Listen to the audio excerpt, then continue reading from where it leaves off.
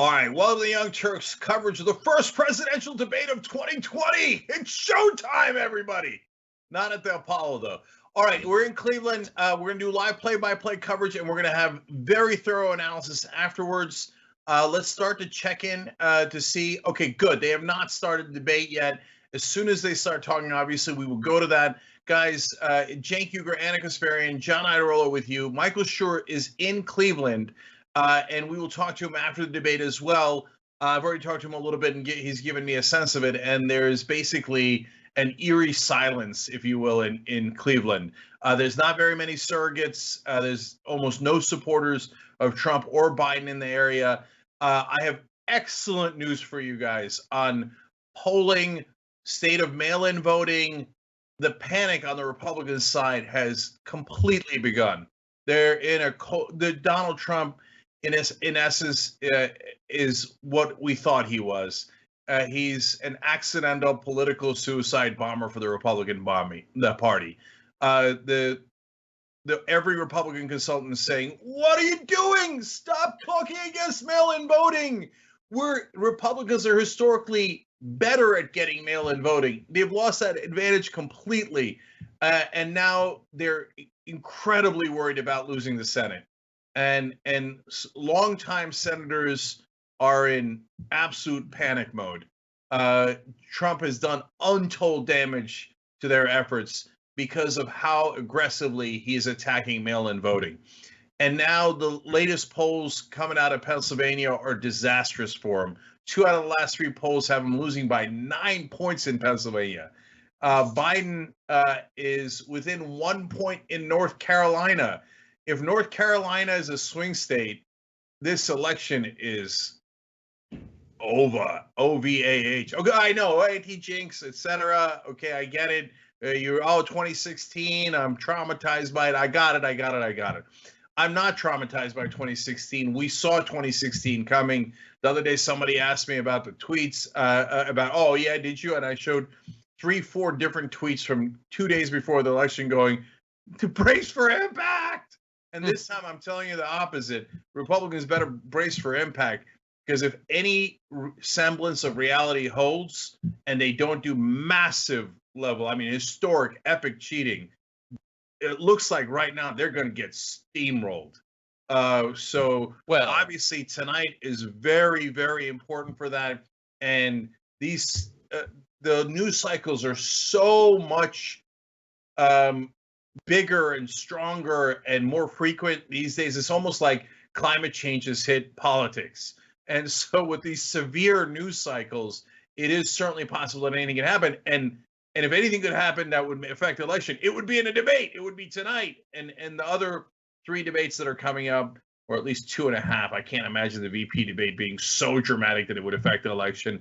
But we'll cover that as well for you guys. By the way, since they haven't started yet, and that buys us a little bit of time, before I go to Anna and John, I just want to say, guys, tyt.com/go, that's what powers us. So we try to get to 200,000 every month just for this year. We made it every month except this one. We have 1 day left, and we're well short. We're about only 50% of the way. So that's what allows us to do this coverage and allows us to do strong programming, because we're not relying on corporations and advertisers. We're relying on you guys. So tyt.com/go. If you could participate in that, it would make all the difference. And if you're watching on YouTube, membership is forever, and you could, well, it's for as long as you want it. You can hit the join button below to make that happen. If you're not watching on YouTube, you're watching on our other partners and platforms, tyt.com/join. Okay, sorry, Anna and John, I got so excited, but let's go to Chris Wallace, the moderator of this debate. Joe Biden. This debate is sponsored by the Commission on Presidential Debates. The commission has designed the format, 6 roughly 15-minute segments with 2-minute answers from each candidate to the first question, then open discussion for the rest of each segment. Both campaigns have agreed to these rules. For the record, I decided the topics and the questions in each topic. I can assure you, none of the questions has been shared with the commission or the 2 candidates. This debate is being conducted under health and safety protocols designed by the Cleveland Clinic, which is serving as the health security advisor to the commission for all 4 debates. As a precaution, both campaigns have agreed the candidates will not shake hands at the beginning of tonight's debate. The audience here in the hall has promised to remain silent. No cheers, no boos or other interruptions, so we, and more importantly you, can focus on what the candidates have to say. No noise except right now, as we welcome the Republican nominee, President Trump, and the Democratic nominee, Vice President Biden. I got a noise for him. All right, by the way, I did not agree to not making any noise during the debate. And so we will certainly be talking to everyone. So look at Biden. Try to show energy. Okay, I like it. And guys, remember, share the stream and like the stream. It makes a big difference. Let's get everybody to watch the real version of the debate. Let's go back. A lot of people have been waiting for this night, so let's get going. Our first subject is the Supreme Court. President Trump, you nominated Amy Coney Barrett over the weekend to succeed the late Ruth Bader Ginsburg on the court.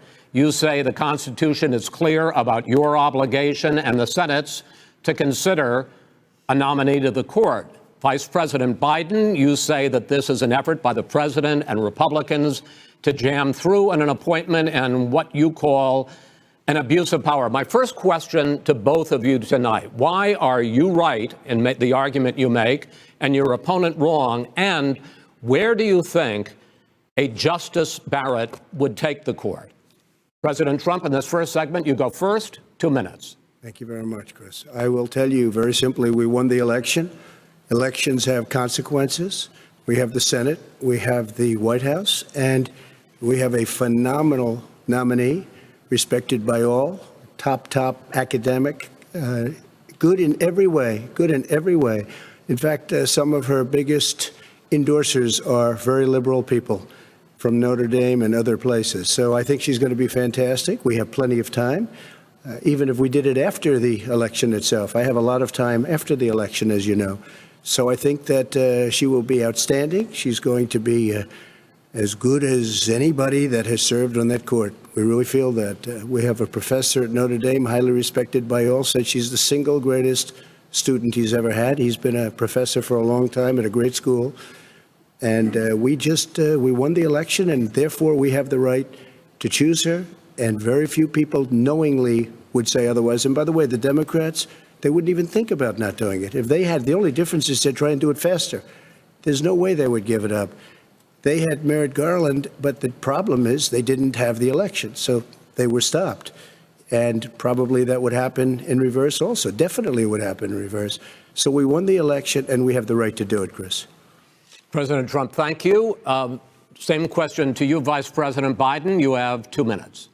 Well, first of all, thank you for doing this, and looking forward to this, Mr. President. Thank you, Joe. The American people have a right to have a say in who the Supreme Court nominee is, and that say occurs when they vote for a United States senators and when they vote for the President of the United States. They're not going to get that chance now because we're in the middle of an election already. The election has already started. Tens of thousands of people have already voted. And so the thing that should happen is we should wait. We should wait and see what the outcome of this election is, because that's the only way the American people get to express their view is by who they elect as president and who they elect as vice president. Now, what's at stake here is the president's made it clear he wants to get rid of the Affordable Care Act.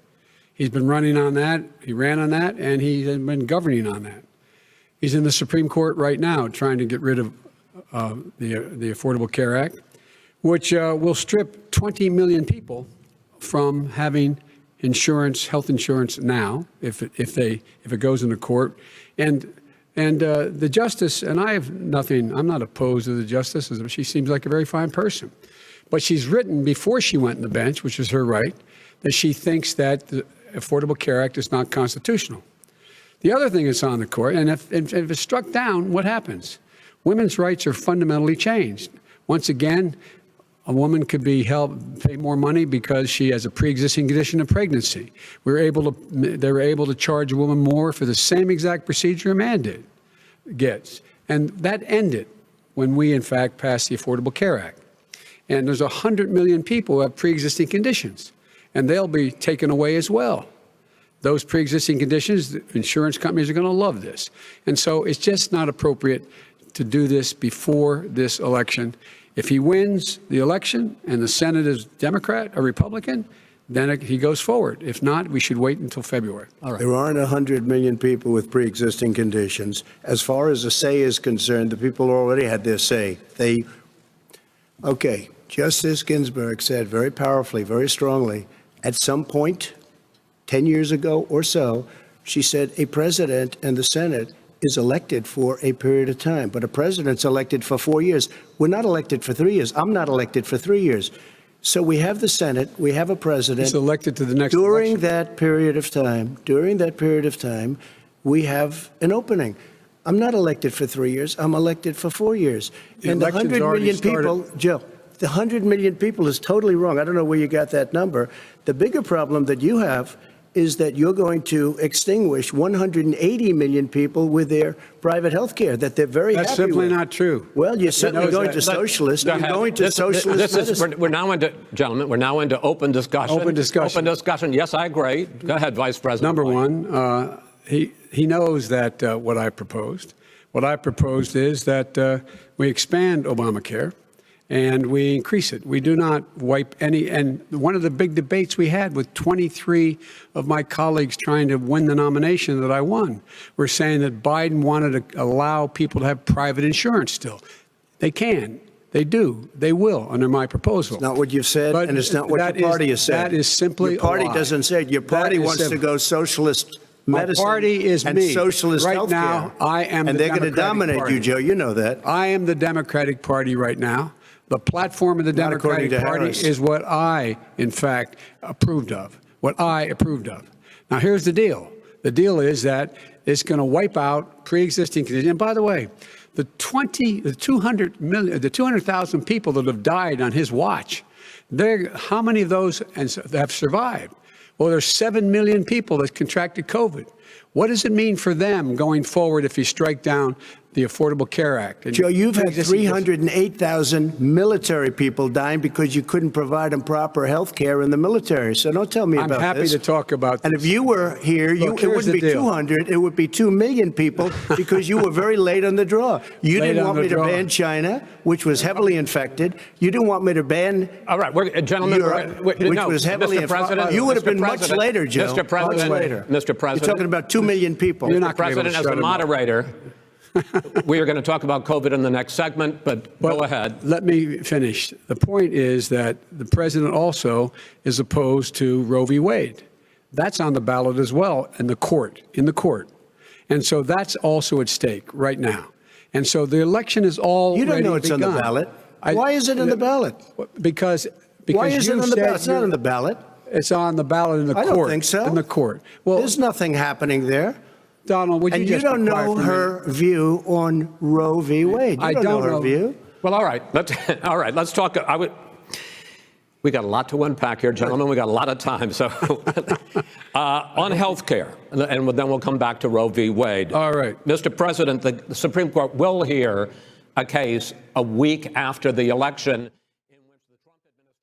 So, guys, Biden's got to be stronger. He should say, "Wait, are you for or against Roe versus Wade? What do you mean it's not on the ballot?" He's got to attack. He's letting Trump bully him. Sorry, let's go back right away.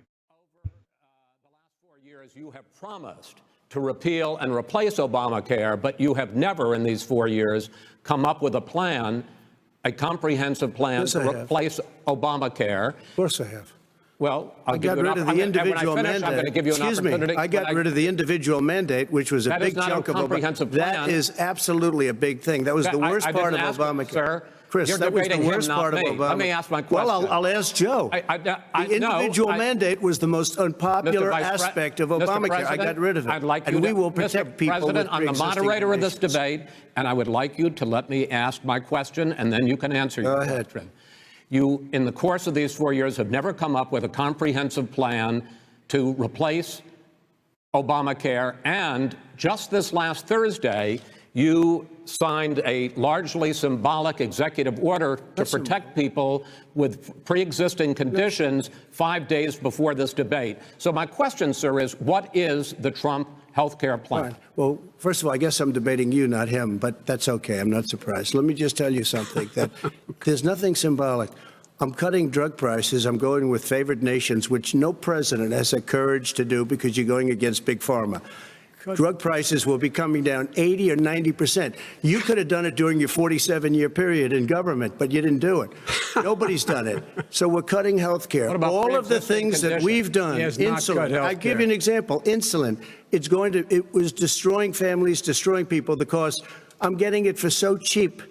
It's like water. You want to know the truth. So cheap. Take a look at all of the drugs what we're doing, prescription drug prices. We're going to allow our governors now to go to other countries to buy drugs because When in they fact- pay just a tiny fraction. As I say, of this what is we do. open discussion. No, Let but me this ask is you about, big, you'll be happy, big stuff. sir. You'll be happy. I'm about to pick up on one of your points to ask the vice president, which is he points out that you would like to add a public option to Obamacare, and Yes. the argument that he makes and other Republicans make is that is going to end private insurance. It is and not. well, if I can sorry. ask you the question, it will Not what end. your party says, by the way. It will end private insurance and create a government takeover of health care. It does not. It's only for those people who are so poor they qualify for Medicaid.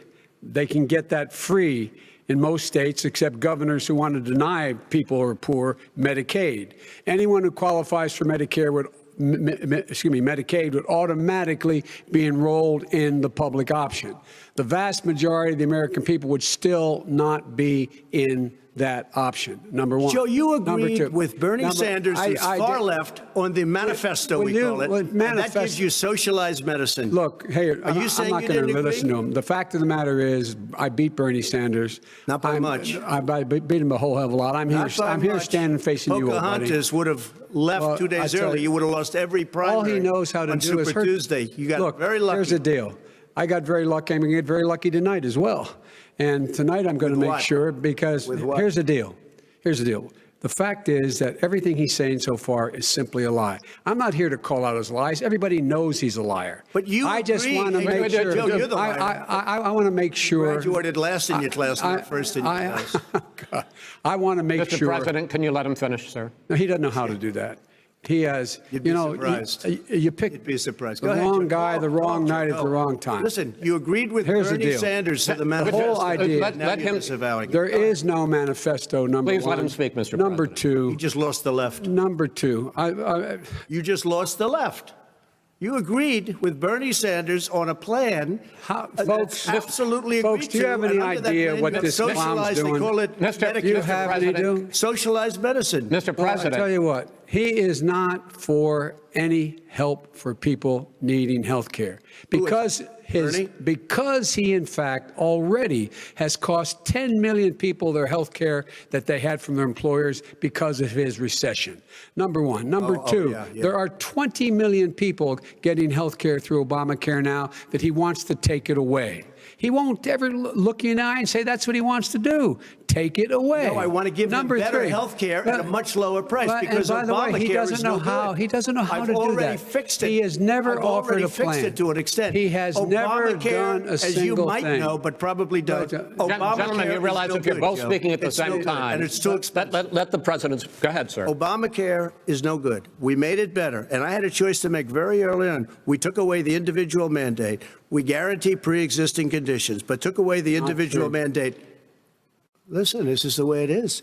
And that destroyed that. They shouldn't even call it Obamacare. Then I had a choice to make. Do I let my people run it really well or badly? If I run it badly, they'll probably blame him, but they'll blame me. But more importantly, I want to help people. Okay?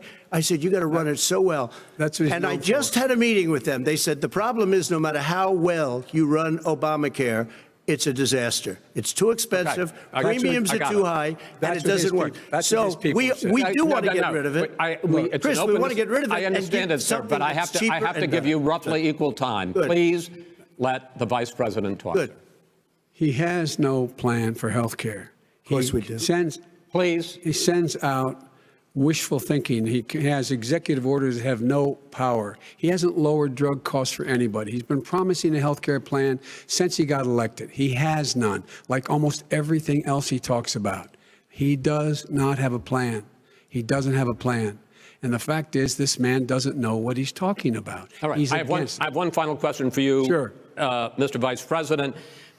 If Senate Republicans, we were talking originally about the Supreme Court here, if Senate Republicans go ahead and confirm Justice Barrett, there has been talk about ending the filibuster or even packing the court, adding to the 9 justices there. You call this a distraction by the president, but in fact, it wasn't brought up by the president.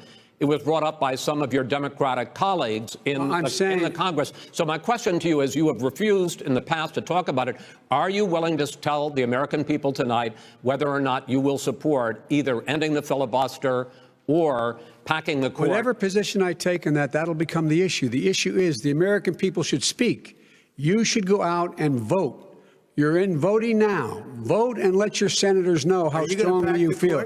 Vote now. Are you going to pack the court? Make sure you, in fact, let people know He doesn't want you're a to answer the senator. question. I'm not going to answer the question Why because wouldn't you answer that because question? the question is the question Supreme Court is justice, the radical question- left. Will you Who shut is up, on, man? Listen, who is on your list, Joe? This Who's is on your so list? Right, gentlemen, I think This we've is ended so this. He's going to pack the unprecedented. court. We have, He's not going to give a list. We have ended this segment. We're going to move on to the second segment. That was really a productive segment, wasn't it?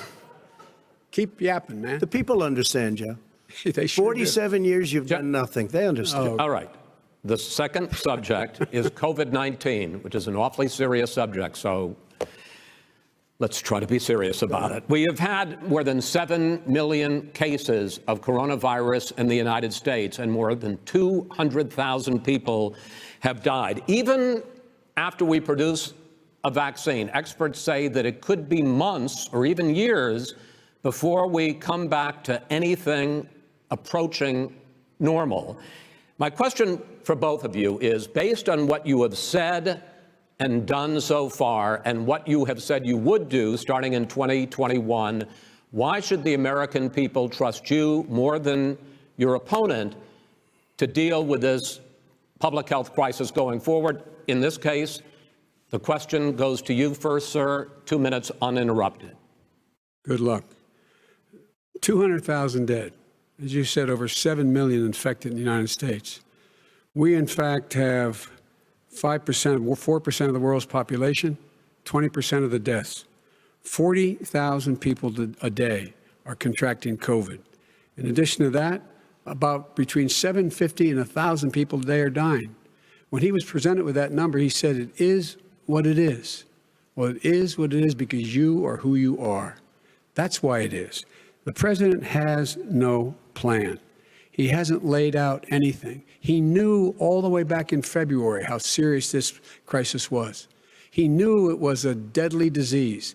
What did he do? He's on tape as acknowledging he knew it. He said he didn't tell us or give people a warning of it because he didn't want to panic the American people. You don't panic. He panicked. In addition to that, what did he do? He went in and we were insisting that the Chinese, the people we had on the ground in China should be able to go to Wuhan and determine for themselves how dangerous this was. He did not even ask Xi to do that. He told us what a great job Xi was doing. He said we owe him a debt of gratitude for being so transparent with us. And what did he do then? He then did nothing. He waited and waited and waited. He still doesn't have a plan. Wrong. I laid out Sir, back it's in 2 March minutes. exactly So what we should be doing. And I laid out again in July what we should be doing. We should be providing all the protective gear possible. We should be providing the money the House has passed in order to be able to go out and get people the help they need to keep their businesses open schools. It costs a lot of money. You should get out of your bunker and get out of the sand trap and get in your golf course and go in the Oval Office and bring together the Democrats and Republicans and fund what needs to be done now to save lives. So if we would have listened to you. You have 2 minutes, sir. If we would have listened to you, the country would have been left wide open. Millions of people would have died, not 200,000, and one person is too much. It's China's fault. It should have never happened. They stopped it from going in, but it was China's fault. And by the way, when you talk about numbers, you don't know how many people died in China.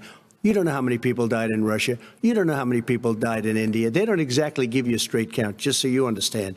But if you look at what we've done, I closed it, and you said he's xenophobic. He's a racist, and he's xenophobic because you didn't think I should have closed our country. No, Wait a sir, minute. It says 2 minutes. You didn't think we should have closed our country because you thought it was terrible. You wouldn't have closed it for another 2 months. By my doing it early, in fact, Dr. Fauci said, President Trump saved thousands of lives. Many of you Democrat governors said, President Trump did a phenomenal job. We worked with the governor. Oh, really? Go take a look. The governors said I did a phenomenal job. Most of them said that. In fact, people that would not be necessarily on my side said that. President Trump did a phenomenal job. We did. We got the gowns. We got the masks. We made the ventilators. You wouldn't have made ventilators. And now we're weeks away from a vaccine. We're doing therapeutics already. Fewer people are dying when they get sick. Far fewer people are dying. We've done a great job. The only thing I haven't done a good job, and that's because of the fake news. No matter what you say to them, they give you bad press on it. It's just fake news. They give you good press. They give me bad press because that's the way it is, unfortunately. But let me just tell you something. I don't care. I've gotten used to it. But I'll tell you, Joe, you could never have done the job that we did. You don't have it in your blood. You could have never done that job. I know how to do the job. I know how to get the job Well, you didn't do done. very well in swine flu. H1N1, you were a disaster. Your own chief of staff said you were a disaster. 14,000 people died, not 200,000. There was no economic recession. Sir, you made a There was no recession. You made a point. Let him answer it. And there was we didn't shut down the economy. This is his economy he's shut down. The reason it's shut down is because, look, you folks at home, how many of you got up this morning and had an empty chair at the kitchen table because someone died of COVID? How many of you were in a situation where you lost your mom or dad and you couldn't even speak to them? You had a nurse holding a phone up so you could, in fact, say goodbye. You would have lost far more people. Far more people. And, you would have been and by the way, months late. your own, his own CDC director says we could lose as many as another 200,000 people between now and the end of the year. And he held up and he said, if we just wear a mask, we can save half those numbers. Just a mask. And by the way, in terms of the whole notion of a vaccine, We're for a vaccine, but I don't trust him at all, nor do you. I know you don't. What we trust is a scientist. You don't we trust Dr. Johnson Fauci. & Johnson, Pfizer? Okay, by the way, gentlemen, let me move on to questions about the future, because you both have touched on two of the questions I'm going to ask. Focusing on the future first, President Trump, you have repeatedly either contradicted or been at odds with some of your government's own top scientists. The week before last, the head of the Centers for Disease Control, Dr. Redfield, said it would be summer before the vaccine would become generally available to the public. You said that he was confused and mistaken. Those were your two words. Yeah. But Dr. Slaoui, the head of your Operation Warp Speed, has said exactly the same thing. Are they both wrong? Well, I've spoken to the companies, and we can have it a lot sooner. It's a very political thing because people like this would rather make it political than save lives. God. It is a very political thing. I've spoken to Pfizer. I've spoken to all of the people that you have to speak to. We have great Moderna, Johnson & Johnson, and others. They can go faster than that by a lot. Become very political because the left, or I don't know if I call them left, I don't know what I call them. So you're suggesting that the head of your Operation Warp Speed, Dr. Slaoui? I disagree with him. Yeah, no, I disagree with both of them. And he didn't say that. He said it could be there, but it could also be much sooner. I had him in my office 2 days ago. He talked about the summer, sir, before it's generally available. Just like he said it's Redfield. a possibility that we'll have the answer before November 1st. It could also be talking about after when it's that. generally available. Not when it Well, will we're be. going to deliver it right away. We have the military all set up logistically. They're all set up. We have our military that delivers soldiers, and they can do 200,000 a day. They're going to be this delivering is the same man It's who all told set you up. by Easter this would be gone away. By the warm weather, it'd be gone. Miraculous, like a miracle. And by the way, maybe you could inject some bleach in your arm, and that would take care of it. This is the same man. That was said sarcastically, and you know that. That was said sarcastically. And so here's the deal.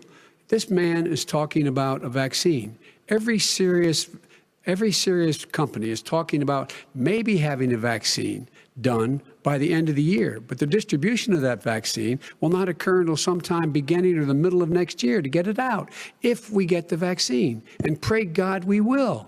Pray God we will. Mr. Vice President, I want to pick up You'll have on the that. vaccine sooner I want to than pick that. up on this question, though. You say the public can trust the scientists, but they can't trust President Trump. In fact, you said that again tonight. Your running mate, Senator Harris, goes further, saying the public health experts, quote, will be muzzled, will be suppressed. Given the fact that polls already show that people are concerned about the vaccine and are reluctant to take it, are you and your running mate, Senator Harris, contributing to that fear? No more than the question you just asked him. You pointed out. He puts pressure and disagrees with his own scientists. But you're saying Everybody you can't, or knows. Senator And Harris is saying no, you can't trust the scientists. No, you can trust the scientists. She didn't say that. You can't trust She said the public health Did say experts, that. quote, will be muzzled, will be suppressed. Well, that's what he's going to try to do. But there's millions of scientists, there's thousands of scientists out there, like here at this great hospital, that don't work for him. Their job doesn't depend on him. That's not, they're the people, and by the way. I spoke to the and scientists Fauci, that are in charge. By the way. They will have the vaccine very soon. Let him finish. Do you believe for a moment what he's telling you in light of all the lies he's told you about the whole issue relating to COVID? He still hasn't even acknowledged that he knew this was happening, knew how dangerous it was going to be back in February, and he didn't even tell you. He's on record as saying it. He panicked or he just looked at the stock market, one of the two, because guess what? A lot of people died, and a lot more are going to die unless he gets a lot smarter, a lot quicker. So- Mr. President? Did you use the word smart? So you said you went to Delaware State, but you forgot the name of your college. You didn't go to Delaware State. You graduated either the lowest or almost the lowest in your class. Don't ever use the word smart with me. Don't ever use that word. Oh, give me a break. Because you know what? There's nothing smart about you, Joe. 47 years you've done nothing. Let's have this debate. And if you would have had, let me just tell you something, Joe. No, if you would have had the charge of what I was put through, I had to close the greatest economy in the history of our country. And by the way, now it's being built again. You see, and We're it's going to going get up to the fast. economy in the next segment, sir. Okay.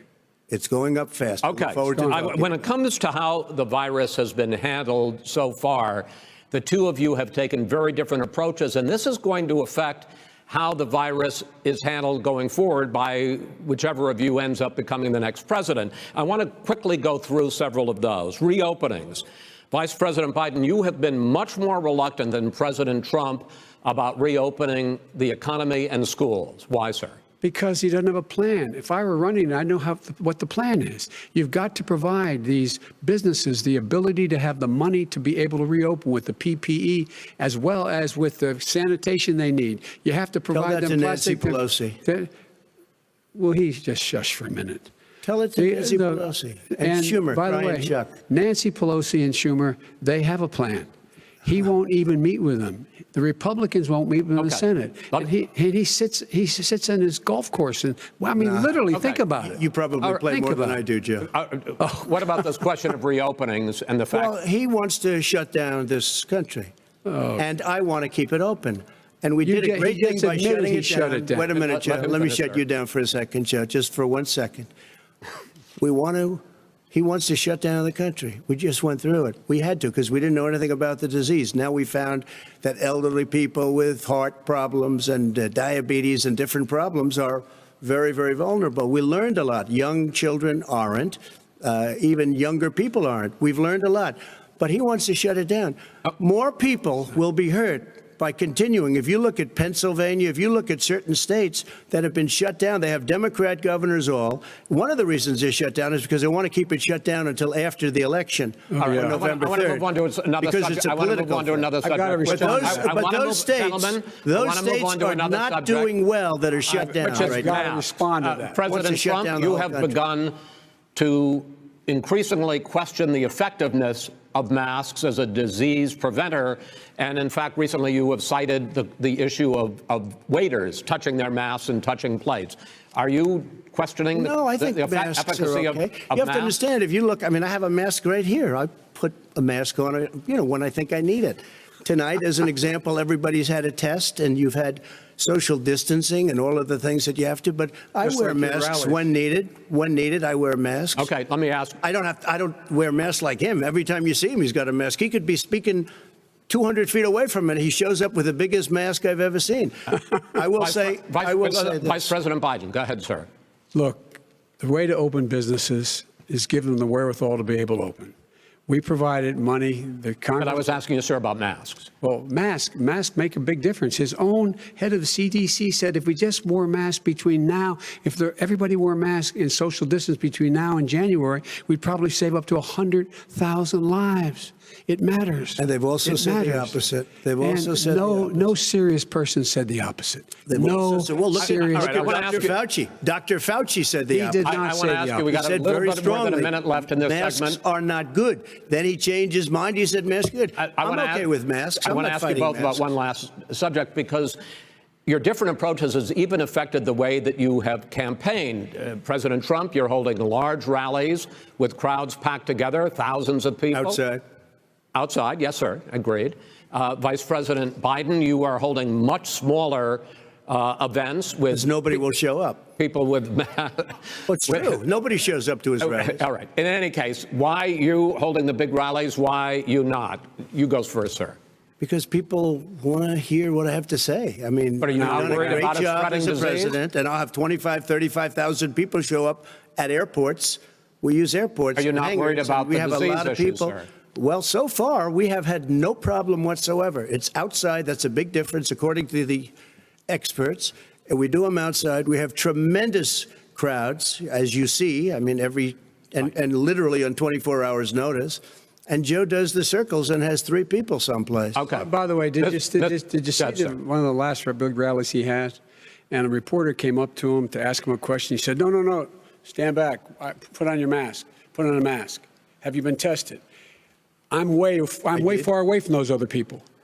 That's what he said. I can't. I'm going to be okay. He's not worried about you. He's not worried about the people out there breathing in one another. We've had no negative effect.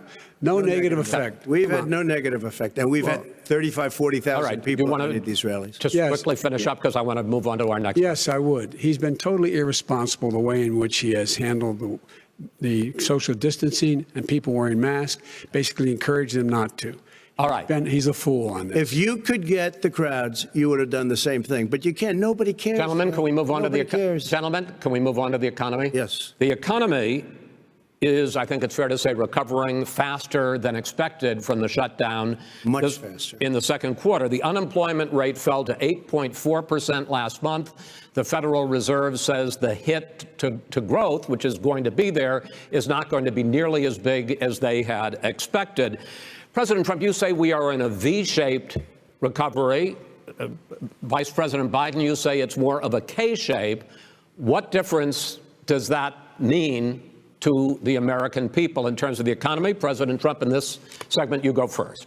So we built the greatest economy in history. We closed it down because of the China plague. When the plague came in, we closed it down, which was very hard psychologically to do. He didn't think we should close it down, and he was wrong. And again, 2 million people would be dead now instead of still 204,000 people is too much. One person is too much. Should have never happened from China. But what happened is we closed it down, and now we're reopening, and we're doing record business. We had 10.4 million people in a 4-month period that we've put back into the workforce. That's a record the likes of which nobody's ever seen before. And he wants to close down he will shut it down again. He will destroy this country. You know, a lot of people, between drugs and alcohol and depression, when you start shutting it down, you take a look at what's happening at some of your Democrat-run states where they have these tough shutdowns. And I'm telling you, it's because they don't want to open it. One of them came out last week. You saw that. Oh, we're going to open up on November 9th. Why November 9th? Because it's after the election. They think they're hurting us by keeping them closed. They're hurting people. People know what to do. They can social distance. They can wash their hands. They can wear masks. They can do whatever they want. But they got to open these states up. When you look at North Carolina, when you look, and these governors are under siege, Pennsylvania, Michigan, and a couple of others, you got to open these states up. It's not fair. You're talking about almost it's like being in prison. And you look at what's going on with divorce, look at what's going on with alcoholism and drugs. It's a very, very sad thing. And he'll close down the whole country. This guy will close down the whole country and destroy our country. Our country is coming back incredibly well, setting records as it does it. We don't need somebody to come in and say, let's shut it down. All right. Your 2 minutes, sir. We're now moved to you. As I said, posing the question, the president says it's a V-shaped recovery. You say it's a K-shaped recovery. What's the difference? The difference is millionaires and billionaires like him in the middle of the COVID crisis have done very well.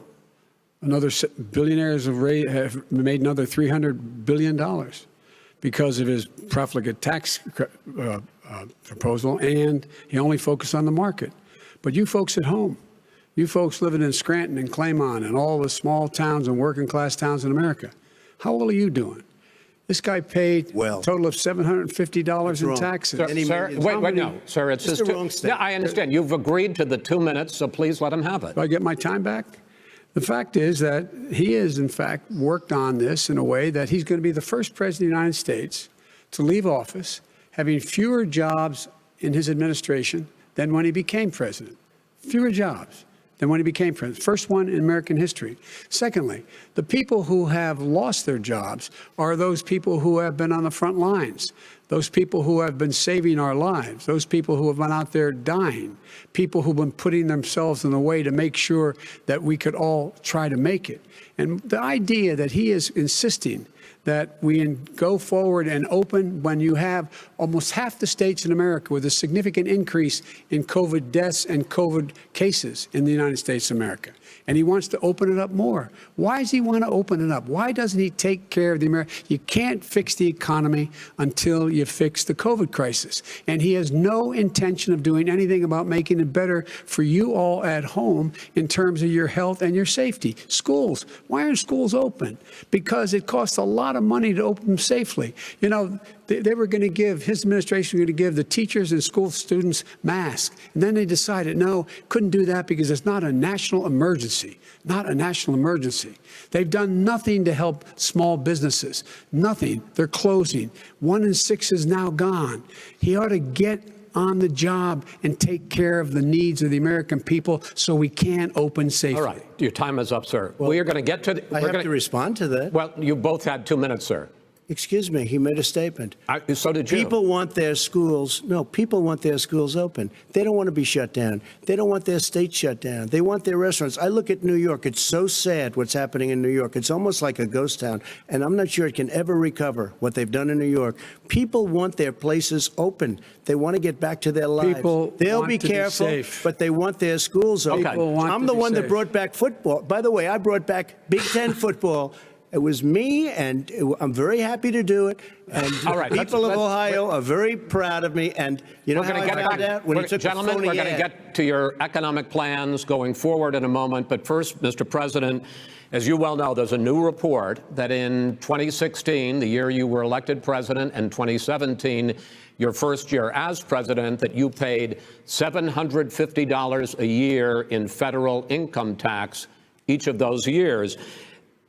I know that you pay a lot of other taxes, but I'm asking you the specific question. Is it true that you paid $750 in federal income taxes each of those 2 years? I paid millions of dollars in taxes, millions of dollars of income tax.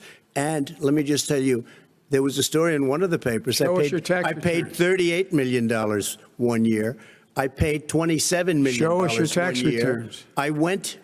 You'll see it as soon as it's finished. You'll see it. You know, if you want to go to the Board of Elections. There's a 118-page or so report that says everything I have, every bank I have, I'm totally under-leveraged because the assets are extremely good. And I built a great company. I'm asking you a specific question, which is. Let me tell you. I understand all of that. I understand all of that. No, Mr. President, I'm asking you a question. Will you tell us how much you paid in federal income taxes in 2016 and 2017? Millions of dollars. You paid millions of dollars? Millions of dollars. So not $750. Millions of dollars, and you'll get to see it. But let me just tell you, Chris, let me just tell you something, that it was the tax laws. I don't want to pay tax. Before I came here, I was a private developer. I was a private business people. Like every other private person, unless they're stupid, they go through the laws, and that's what it is. He passed a tax bill that gave us all these privileges for depreciation and for tax credits. We build a building and we get tax credits, like the hotel on Pennsylvania Avenue. You get a massive, which, by the way, was given to me by the Obama administration, if you can believe that. Now, the man got fired right after that happened. But Vice President Biden, you want to respond? Yeah, I do want to respond. Look, the tax code that made him put him in a position that he pays less tax than a school teacher makes on the money a school teacher makes is because of him he says he's smart because he can take advantage of the tax code. And he does take advantage of the tax code. That's why I'm going to eliminate the Trump tax cuts. And I'm going to eliminate those tax cuts and make sure that we invest in the people who, in fact, need the help.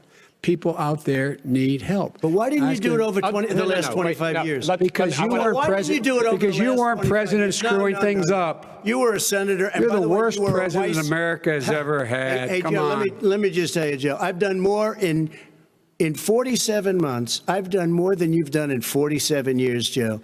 We've done things that you never even thought of doing, including fixing the broken military that you gave me, including taking care of your vets. Mr. President, we're talking about the economy. I'd like to ask you about your plans going forward, because, Mr. Vice President, your economic plan, if you were to be elected president, focuses a lot on big government, big taxes, big spending. I want to focus first on the taxes. You propose more than $4 trillion over a decade in new taxes on individuals making more than $400,000 a year and on corporations. President Trump says that that kind of an increase in taxes is going to hurt the economy as it's just coming out of a recession. Well, just take a look at what is the analysis done by Wall Street firms. Points out that my economic plan would create 7 million more jobs than his in 4 years, number one. And number two, it would create an additional $1 trillion in economic growth, because it would be about buying American. That we're going to make the federal government spend $600 billion a year on everything from ships to steel to buildings and the like. And under my proposal, we're going to make sure that every penny of that has to be made by a company. But respectfully, sir, I'm talking about taxes, not spending. By the way, I'm going to eliminate a significant number of the tax. I'm going to make the the corporate tax 28%. It shouldn't be 21%. You have 91 companies, in the Fortune 500 who don't pay a single penny in tax, making billions of dollars. Why didn't you do it Billions before of when you were vice president with Obama? Because you, in fact, passed that. That was Right. your tax proposal. I got it done. And you know what happened? Yeah, you got it done. Our economy boomed like it's never boomed The economy is Mr. busted. President, Let me finish. Mr. President, let me pick up on that. You would continue your free market approach, lower taxes, more deregulation, correct? Not lower taxes for the American people. But let me. Excuse me. But in Obama's, you talk about the economy booming. It turns out that in Obama's final 3 years as president, more jobs were created, 1.5 million more jobs than in the first 3 years of your presidency. They had the slowest recovery since economic recovery since 1929. It was the slowest recovery. Also, they took over something that was down here. All you had to do is turn on the lights and you pick up a lot. But they had the slowest economic recovery since 1929. Let me tell you about the stock market. When the stock market goes up, that means jobs. It also means 401ks. If you got in, if you ever became president with your ideas, you want to terminate my taxes, I'll tell you what, you'll lose half of the companies that have poured in here will leave, and plenty of companies that are already here, they'll leave for other places. They will leave, and you will have a depression, the likes of which you've never seen. Look, Mr. we Vice President. inherited the worst recession short of a depression in American history. I was asked to bring it back. We were able to have an economic recovery that created the jobs you're talking about. We handed him a booming economy. He blew it. It wasn't booming. He blew it. It wasn't booming. It was the weakest recovery Sir, is it since fair to, 1929. is it fair to say he blew it when, in When fact, COVID there was record low unemployment before COVID? Yeah, but because what he did, even before COVID, manufacturing went in the hole.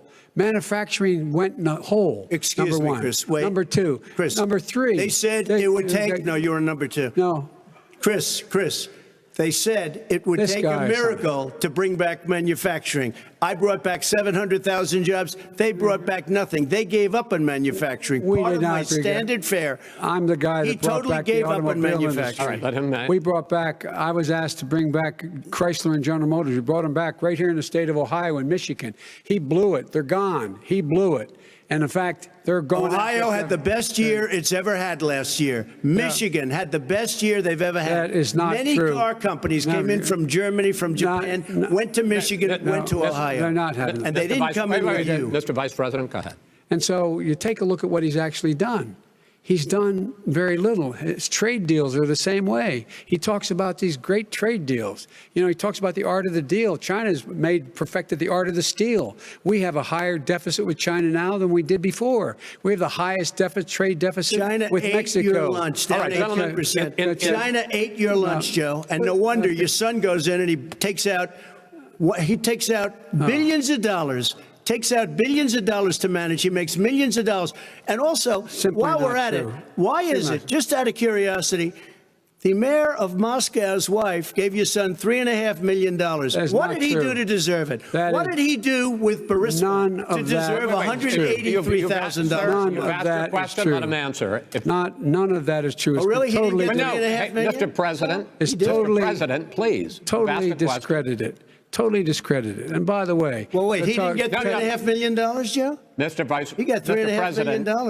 It is not true. Oh, really? Mr. President, it's an open discussion, please. It's a fact. Well, you have raised an issue. Let the Vice President answer. Discredited. Did Burisma pay him $183,000 a month with no experience in energy? Mr. President, my son did nothing wrong at Burisma. I think he did. Mr. President, let him answer. He doesn't want to let me answer because he knows I have the truth. His position has been totally, thoroughly discredited. By who? The media? By everybody. Well, by the media, by our allies, by the World Bank, by everyone has discredited. Matter of fact, even the people who testified under oath. So let me ask you this. No, go ahead, Mr. I'm listening to you. He got $3.5 million from Moscow.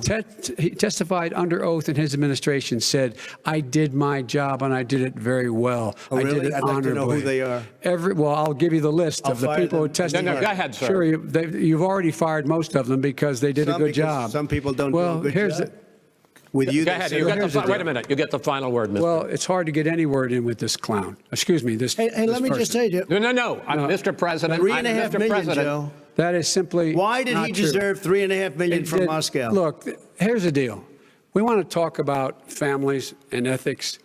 I don't want to do that. I mean, his family we could talk about all night. His family's My already... family, No, let him go. my family already lost wrote. a fortune by coming down and helping Go us ahead. with Go ahead, government. sir. And that's such a... they're right That's here. Mr. That's President. such Every a great... single one of them lost This a is not fortune about by my coming and family or helping his us family. with It's government. about your family, They the didn't American collect people. $3.5 million He for doesn't. nothing. That's not true. It doesn't want to talk about what you need. You, the American people. It's about you. That's what we're talking about. you here. should All right. It's That's not the, about end of here. that's the end of the Shouldn't have segment. taken the money. We're moving on. He didn't take them. Well, Vice it's a very- President, but Chris, no, can I ex- be honest? It's a very important Try to be question. honest. No, He stood up. No, he stood up, the answer to and the he question is no. threatened Ukraine. No, sir. With $1 billion, if you that get rid of is the absolutely you know what, you're- not stop. true. tape doing it. You're going to Not have tape. True. Gentlemen. Is- I hate to raise Chris, my voice, he's but I on see it seems tape. to be, why shouldn't I be different than the two of you? So here's the That's a deal. good point. We have 6 segments. We have ended that segment. We're going to go to the next segment. In that segment, you each are going to have 2 uninterrupted moments. In those 2 uninterrupted minutes, Mr. President, you can say anything you want. I'm going to ask a question about race, but if you want to answer about something else, go ahead. But I think that the country would be better served if we allowed both people to speak with fewer interruptions. I'm appealing to you, sir, to do that. Well, and him too. Well, frankly, you've been doing more interrupting Well, that's than all he right, has. but he does plenty. Well, less than, sir, less there's than. plenty. No, less than you have. Let's please continue on. The issue of race. Vice President Biden, you say that President Trump's response to the violence in Charlottesville 3 years ago, when he talked about very fine people on both sides, was what directly led you to launch this run for president. Oh, yeah, sure. President Trump, you have often said that you believe you have done more for Black Americans than any president, with the possible exception of Abraham Lincoln. My question for the two of you is, why should voters trust you rather than your opponent to deal with the race issues facing this country over the next 4 years? Vice President Biden, you go first. It's about equity and equality. It's about decency. It's about the Constitution. And we have never walked away from trying to require equity for everyone, equality for the whole of America. But we've never accomplished it. But we've never walked away from it like he has done. It is true. The reason I got in the race is when those people, close your eyes, remember what those people looked like coming out of the fields carrying torches, their veins bulging, just spewing anti-Semitic bile, and accompanied by the Ku Klux Klan. A young woman got killed. And they asked the president what he thought. He said there were very fine people on both sides. No president has ever said anything like that. It is whose Now, 2 second, minutes, sir. second point I'd make to you is that when Floyd was killed, when Mr. Floyd was killed, there was a peaceful protest in front of the White House. What did he do? He came out of his bunker, had the military use tear gas on him so he could walk across to a church and hold up a Bible. And then what happened after that? The bishop of that very church said that it was a disgrace. The general who was with him said all he ever wants to do is divide people, not unite people at all. This is a president who has used everything as a dog whistle to try to generate racist hatred, racist division. This is a man who, in fact, you talk about helping African Americans. 1 in 1,000 African Americans has been killed because of the coronavirus. And if he doesn't do something quickly, by the end of the year, 1 in 500 will have been killed. 1 in 500 African Americans. This man is a savior of African Americans. This man cares at all. This man's done virtually nothing. Look, the fact is that you have to look at what he talks about. You have to look at what he did. And what he did has been disastrous for the African-American community.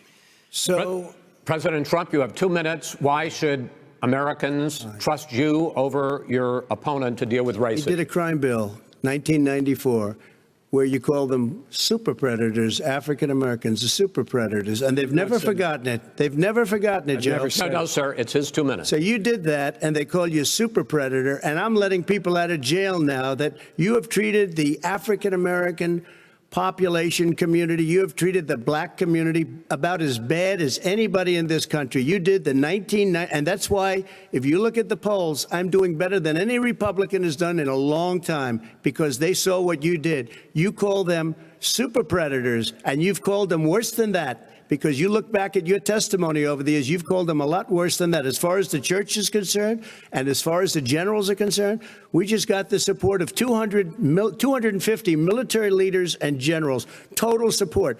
Law enforcement, almost every law enforcement group in the United States. I have Florida, I have Texas, I have Ohio, I have Portland. The sheriff just came out today and he said, I support President Trump. I don't think you have any law enforcement. You can't even say the word law enforcement, because if you say those words, you're going to lose all of your radical left supporters.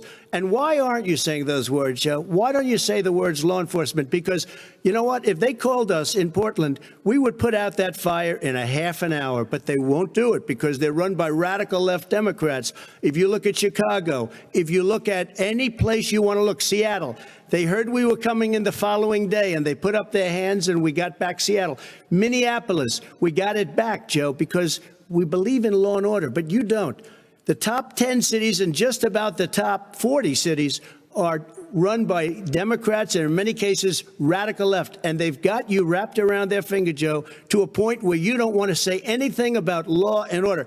And I'll tell you what, the people of this country want and demand law and order, and you're afraid to even say it. All right. I want to return to the question of race.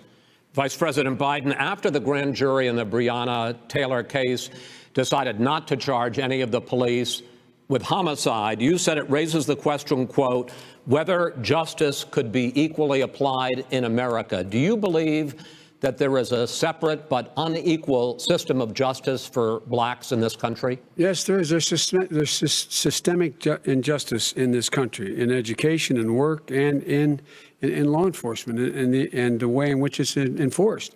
But look, the vast majority of police officers are good, decent, honorable men and women. They risk their lives every day to take care of us. But there are some bad apples. And when they occur, when they find them, they have to be sorted out. They have to be held accountable. They have to be held accountable. And what I'm going to do as President of the United States is call together an entire group of people at the White House, well, everything from the civil rights groups to the police officers, to the police chiefs, and we're going to work this out. We're going to work this out so we change the way in which we have more transparency in when these things happen. These cops aren't happy to see what happened to George Floyd. These cops aren't happy to see what happened to Breonna Taylor. Most don't like it. But we have to have a system where people are held accountable. And by the way, violence in response is never appropriate. Never appropriate. Peaceful protest is. Violence is never appropriate. All right. What is peaceful protest? When they run through the middle of a town and burn down your stores and kill people all over the place, and you say peaceful protest? No, it's not, but you say it is. President Trump, I'd like to continue with the issue of race. I promise we're going to get to the issue of law and order in a moment. This month, your administration directed federal agencies to end racial sensitivity training that addresses white privilege or critical race theory. Why did you decide to do that, to end racial sensitivity training? And do you believe that there is systemic racism in this country, sir? I ended it because it's racist. I ended it because a lot of people were complaining that they were asked to do things that were absolutely insane, that it was a radical revolution that was taking place in our military, in our schools, all over the place, and you know it, and so does everybody else. And he would know. What is radical about racial sensitivity training? If you were a certain person, you had no status in life. It was sort of a reversal. And if you look at the people, we were paying people hundreds of thousands of dollars to teach very bad ideas and, frankly, very sick ideas. And really, they were teaching people to hate our country. And I'm not going to do that. I'm not going to allow that to happen. We have to go back to the core values of this country. They were teaching people that our country is a horrible place, it's a racist place, and they were teaching people to hate our country. And I'm not going to allow that to happen. Vice President Biden? Nobody's doing that. He's the racist. You just don't know. Here's the deal. I know a lot more about this than he does. Let him finish. The fact is that there is racial insensitivity. People have to be made aware of what other people feel like, what insults them, what is demeaning to them. It's important that people know they don't want to. Many people don't want to hurt other people's feelings, but it makes a big difference. It makes a gigantic difference in the way a child is able to grow up and have a sense of self-esteem. It's a little bit like how this guy and his friends look down on so many people. They look down their nose on people like Irish Catholics like me and grew up in Scranton. They look down on people who don't have money. They look down on people who are of a different faith. They look down on people who are a different color. In fact, we're all Americans. The only way we're going to bring this country together is bring everybody together. There's nothing we cannot do if we do it together. We can take this on and we can defeat racism in America. President Trump, sir. During the Obama-Biden administration, there was tremendous division.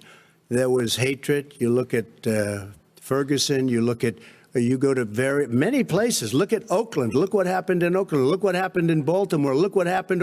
Frankly, it was more violent than what I'm even seeing now. Oh, my but Lord. The reason is that ridiculous. the Democrats that run these cities ridiculous. don't want to talk like you about law and order. Violent and you crime, still haven't mentioned. violent Are you crime. in favor of law and order? I'm in favor of law. You follow it. Are you in favor of law and order? Go Yes, ahead, I'm say it. You asked a question, let him finish. Law and order. Law and order. Let him answer. Law and order with justice, where people get treated fairly. Okay. And the fact of the matter is, violent crime went down 17%, 15% in our administration. All right. It's gone up on his watch. Went down much more in ours. All right, we're now. Mr. President, you're going to. Mr. President, every record in the Mr. book. President, you're going to be very happy because we're now going to talk about law and order. Places we had trouble were Democratic-run cities. That's exactly my question. Democratic. There has been a dramatic increase in homicides in America this summer particularly, and you often blame that on Democratic mayors and Democratic governors, but in fact there have been equivalent spikes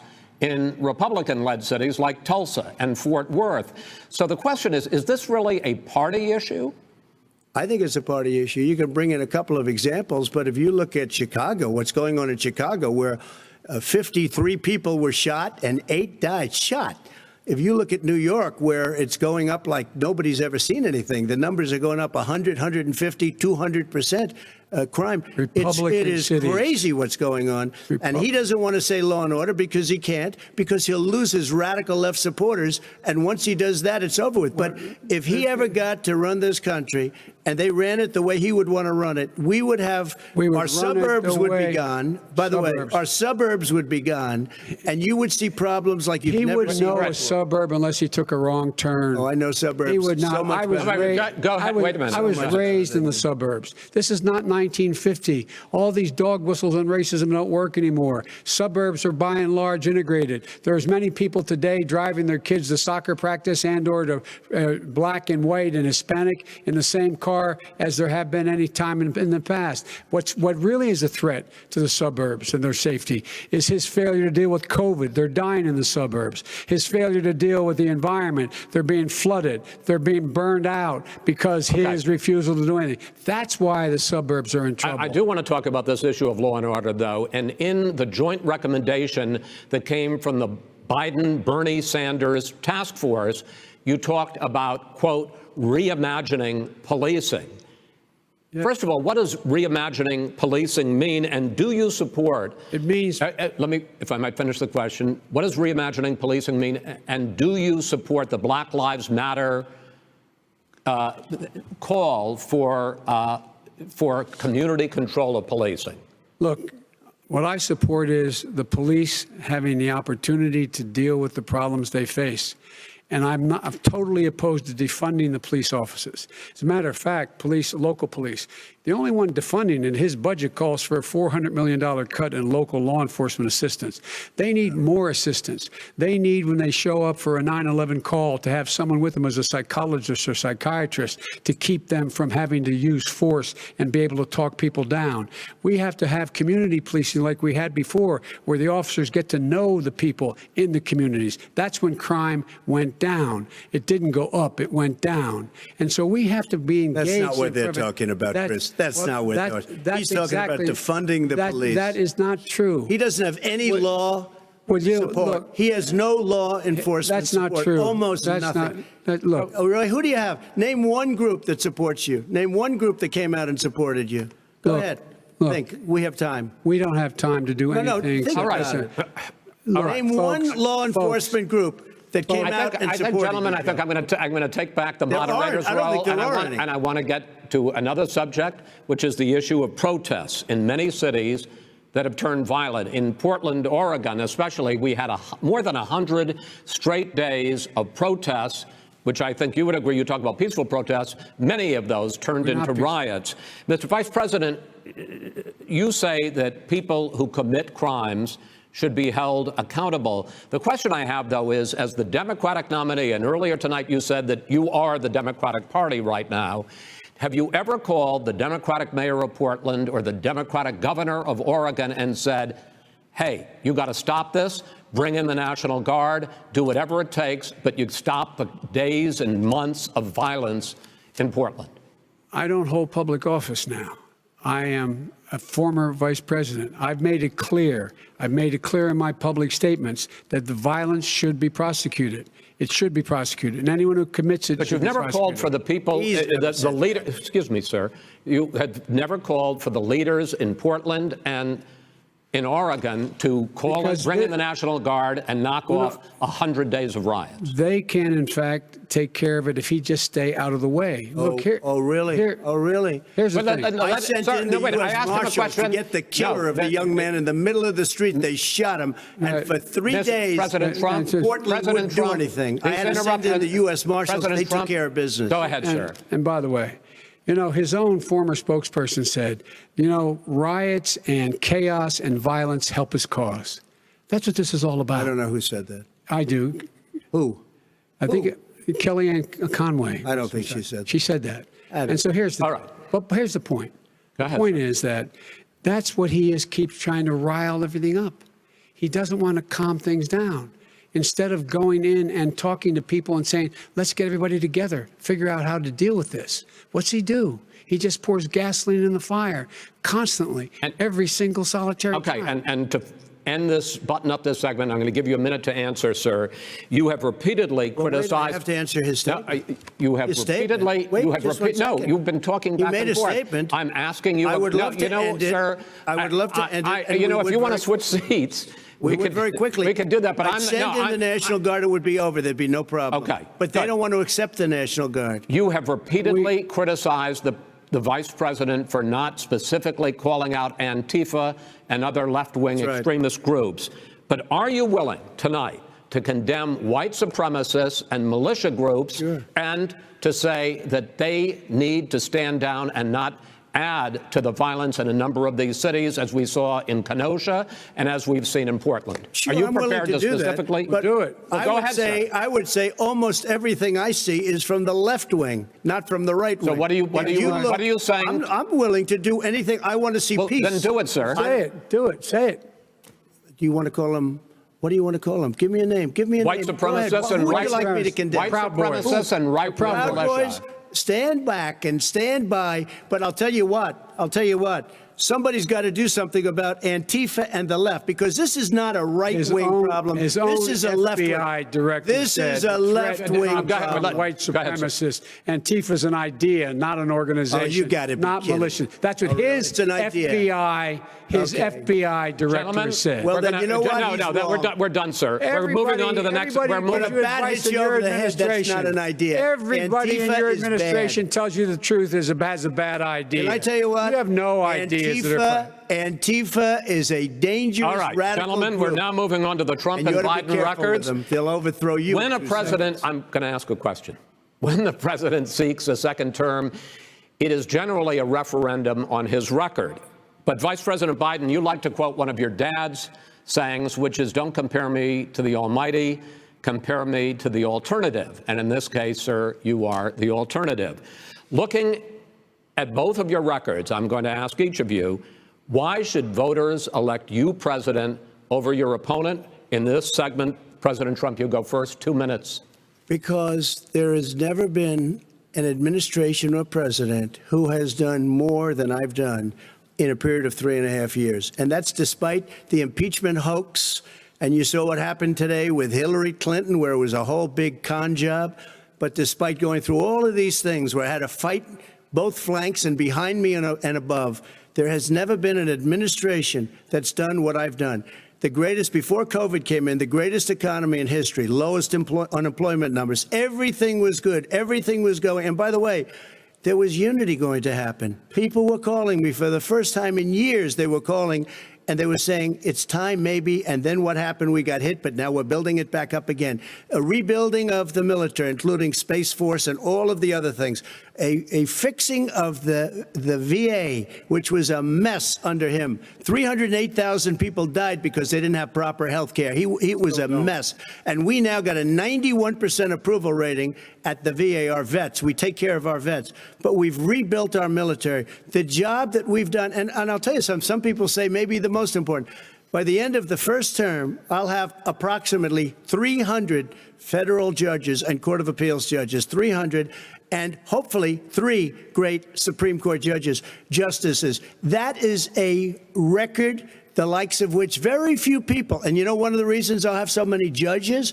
Because President Obama and him left me 128 judges to fill. When you leave office, you don't leave any judges. That's like you just don't do that. They left 128 openings, and if I were a member of his party, because they have a little different philosophy, I'd say if you left us 128 openings, you can't be a good president. You can't be a good vice president. But I want to thank you because it gives us almost, it'll probably be above that number by the end of this term. 300 judges. It's a record.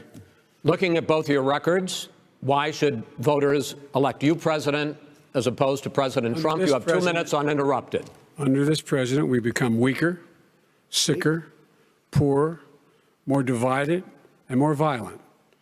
When I was vice president, we inherited a recession. I was asked to fix it. I did. We left him a booming economy, and he caused the recession. With regard to being weaker, the fact is that I've gone head-to-head with Putin and made it clear to him we're not going to take any of his stuff. He's Putin's puppy. He still refuses to even say anything to Putin about the bounty on the heads of American soldiers. Your son got $3.5 million. And by the way, my son... Wait a minute. Mr. President, your campaign agreed to both sides would get 2-minute answers uninterrupted. Well, your side agreed to it, and... why don't you observe what your campaign agreed to as a ground rule, okay, sir? He never keeps his word. Can you add back no, I'm not asking. That was a rhetorical question. Can you Go add ahead, back sir. 30 seconds? Yeah, yes, okay. you may have. All right. Go ahead. So, thirdly, we're poor. The billionaires have gotten much more wealthy by a tune of over $300 to $400 billion more just since COVID. You in the home, you got less. You're in more trouble than you were before. In terms of being more violent, when we were in office, there were 15% less violence in America than there is today. He's president of the United States. It's on his watch. And with regard to more divided, the nation can't stay divided. We can't be this way. And speaking of my son, the way you talk about the military, the way you talk about them being losers and being and just being suckers, my son was in Iraq. He spent a year there. He got the Bronze Star. He got the Conspicuous Service Medal. He was not a loser. He was a patriot, and the people left behind there were heroes. Really? And I resent. Are you talking about Hunter? Are you talking about Hunter? I'm talking about my son, Beau Biden. You're talking about. What happened? He was thrown out to some. Go to the debate. Once you None of became that vice is president, true. he made a fortune in Ukraine, in China, in Moscow, That is simply and various not other places. true. He My made son- a fortune. My son, and he didn't have a job. My son, like a lot of people we know at home, had a drug problem. He's overtaken it. He's fixed it. He's worked on it, and I'm proud of him. But why was he I'm proud of given my tens son. of millions All of right. dollars? But he wasn't given All right. tens of millions of He was dollars. given That is tens of totally, millions of that's dollars. totally President Trump, discredited. you've already Totally been discredited. We've already been through this. I think the American people would rather hear about more substantial So do I. subjects. Well, you know, as the moderator, sir, I'm going to make a judgment call here. Gets $3.5 million from the mayor of Moscow. Let's talk about Not true. Gentlemen, That report is totally Why did he get discredited. it? Mitt Romney on that committee said it wasn't worth taxpayers' money, that report. It was written for political reasons. You know, I'd like to talk about climate change. So would I. Okay. The forest fires in the West are raging now. They have burned millions of acres. They have displaced hundreds of thousands of people. When state officials there blame the fires on climate change, Mr. President, you said, I don't think the science knows. Over your 4 years, you have pulled the U.S. out of the Paris Climate Accord. You have rolled back a number of Obama environmental records. What do you believe about the science of climate change, and what will you do in the next 4 years to confront it? I want crystal clean water and air. I want beautiful, clean air. We have now the lowest carbon. If you look at our numbers right now, we are doing phenomenally. But I haven't destroyed our businesses. Our businesses aren't put out of commission. If you look at the Paris Accord, it was a disaster from our standpoint. And people are actually very happy about what's going on because our businesses are doing well. As far as the fires are concerned, you need forest management in addition to everything else. The forest floors are loaded up with trees, dead trees that are years old, and they're like tinder, and leaves and everything else. You drop a cigarette in there, the whole forest burns down. You've got to have forest management. What do you You've got to have believe? cuts. What do you believe about the science of climate change, sir? I believe that we have to do everything we can to have immaculate air, immaculate water, and do whatever else we can that's good. You know, we're planting 1 billion trees, the Billion Tree Project, and it's very exciting. You believe for a lot of people. that human pollution, greenhouse gas emissions contributes to the global warming of this planet? I think a lot of things do, but I think to an extent, yes. But I also think we have to do better management of our forests. Every year, I get the call, California's burning. California's burning. If that was cleaned, if you had forest management, good forest management, you wouldn't be getting those calls. You know, in Europe, they have forest cities. They're called forest cities. They maintain their forests. They manage their forests. I was with the head of a major country. It's a forest city. He said, sir, we have trees that are far more, they ignite much easier than California. There shouldn't be that problem. I spoke with the governor about it. I'm getting along very well with the governor. But I said, you know, at some point, you can't every year have hundreds of thousands of acres of land just burned to the ground. But, sir, that's burning down because of a lack of management. But, sir, if you believe in the science of climate change, why have you rolled back the Obama Clean Power Plan, which limited carbon emissions in power plants? Why have you relaxed? Because it was driving energy prices through the sky. Why have you relaxed fuel economy standards that are going to create more pollution from cars Well, and not trucks? really, because what's happening is the car is much less expensive and it's a much safer car, and you're talking about a tiny difference. And then what would happen, because of the cost of the car, you would have at least double and triple the number of cars purchased. We have the old slugs out there that are 10, 12 years old. If you did that, the car would be safer. It would be much cheaper by $3,500. In the case of California, they've simply ignored No, but you would take a lot of cars off the market because people would be able to afford a car. Now, and by the way, we're going to see how that turns out. But a lot of people agree with me, many people. The car has gotten so expensive because they have computers all over the place for an extra little bit of gasoline. And I'm okay with electric cars, too. I think I'm all for electric cars. I've given big incentives for electric cars. But what they've done in California is just crazy. Right. Vice President Biden, I'd like you to respond to the president's climate change record, but I also want to ask you about a concern. You proposed $2 trillion in green jobs. You talk about new limits, not abolishing, but new limits on fracking, ending the use of fossil fuels to generate electricity by 2035, and zero net emission of greenhouse gases by 2050. The president says a lot of these things would tank the economy and cost millions of jobs. He's absolutely wrong, number one. Number two, if in fact, during our administration, the Recovery Act, I was in charge, able to bring down the cost of renewable energy to cheaper than or as cheap as coal and gas and oil. Nobody's going to build another coal-fired plant in America. No one's going to build another oil-fired plant in America. They're going to move to renewable energy, number one.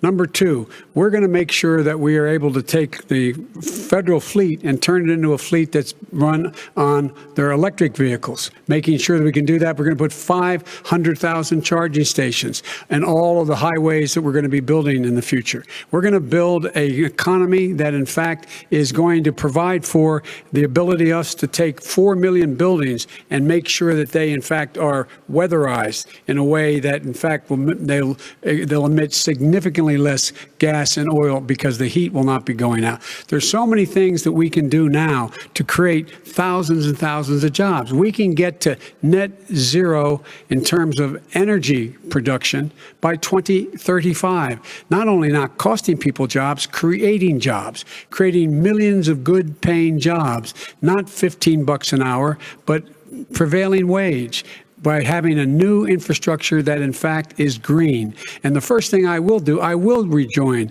the Paris Accord. I will join the Paris Accord because with us out of it, look what's happening. It's all falling apart.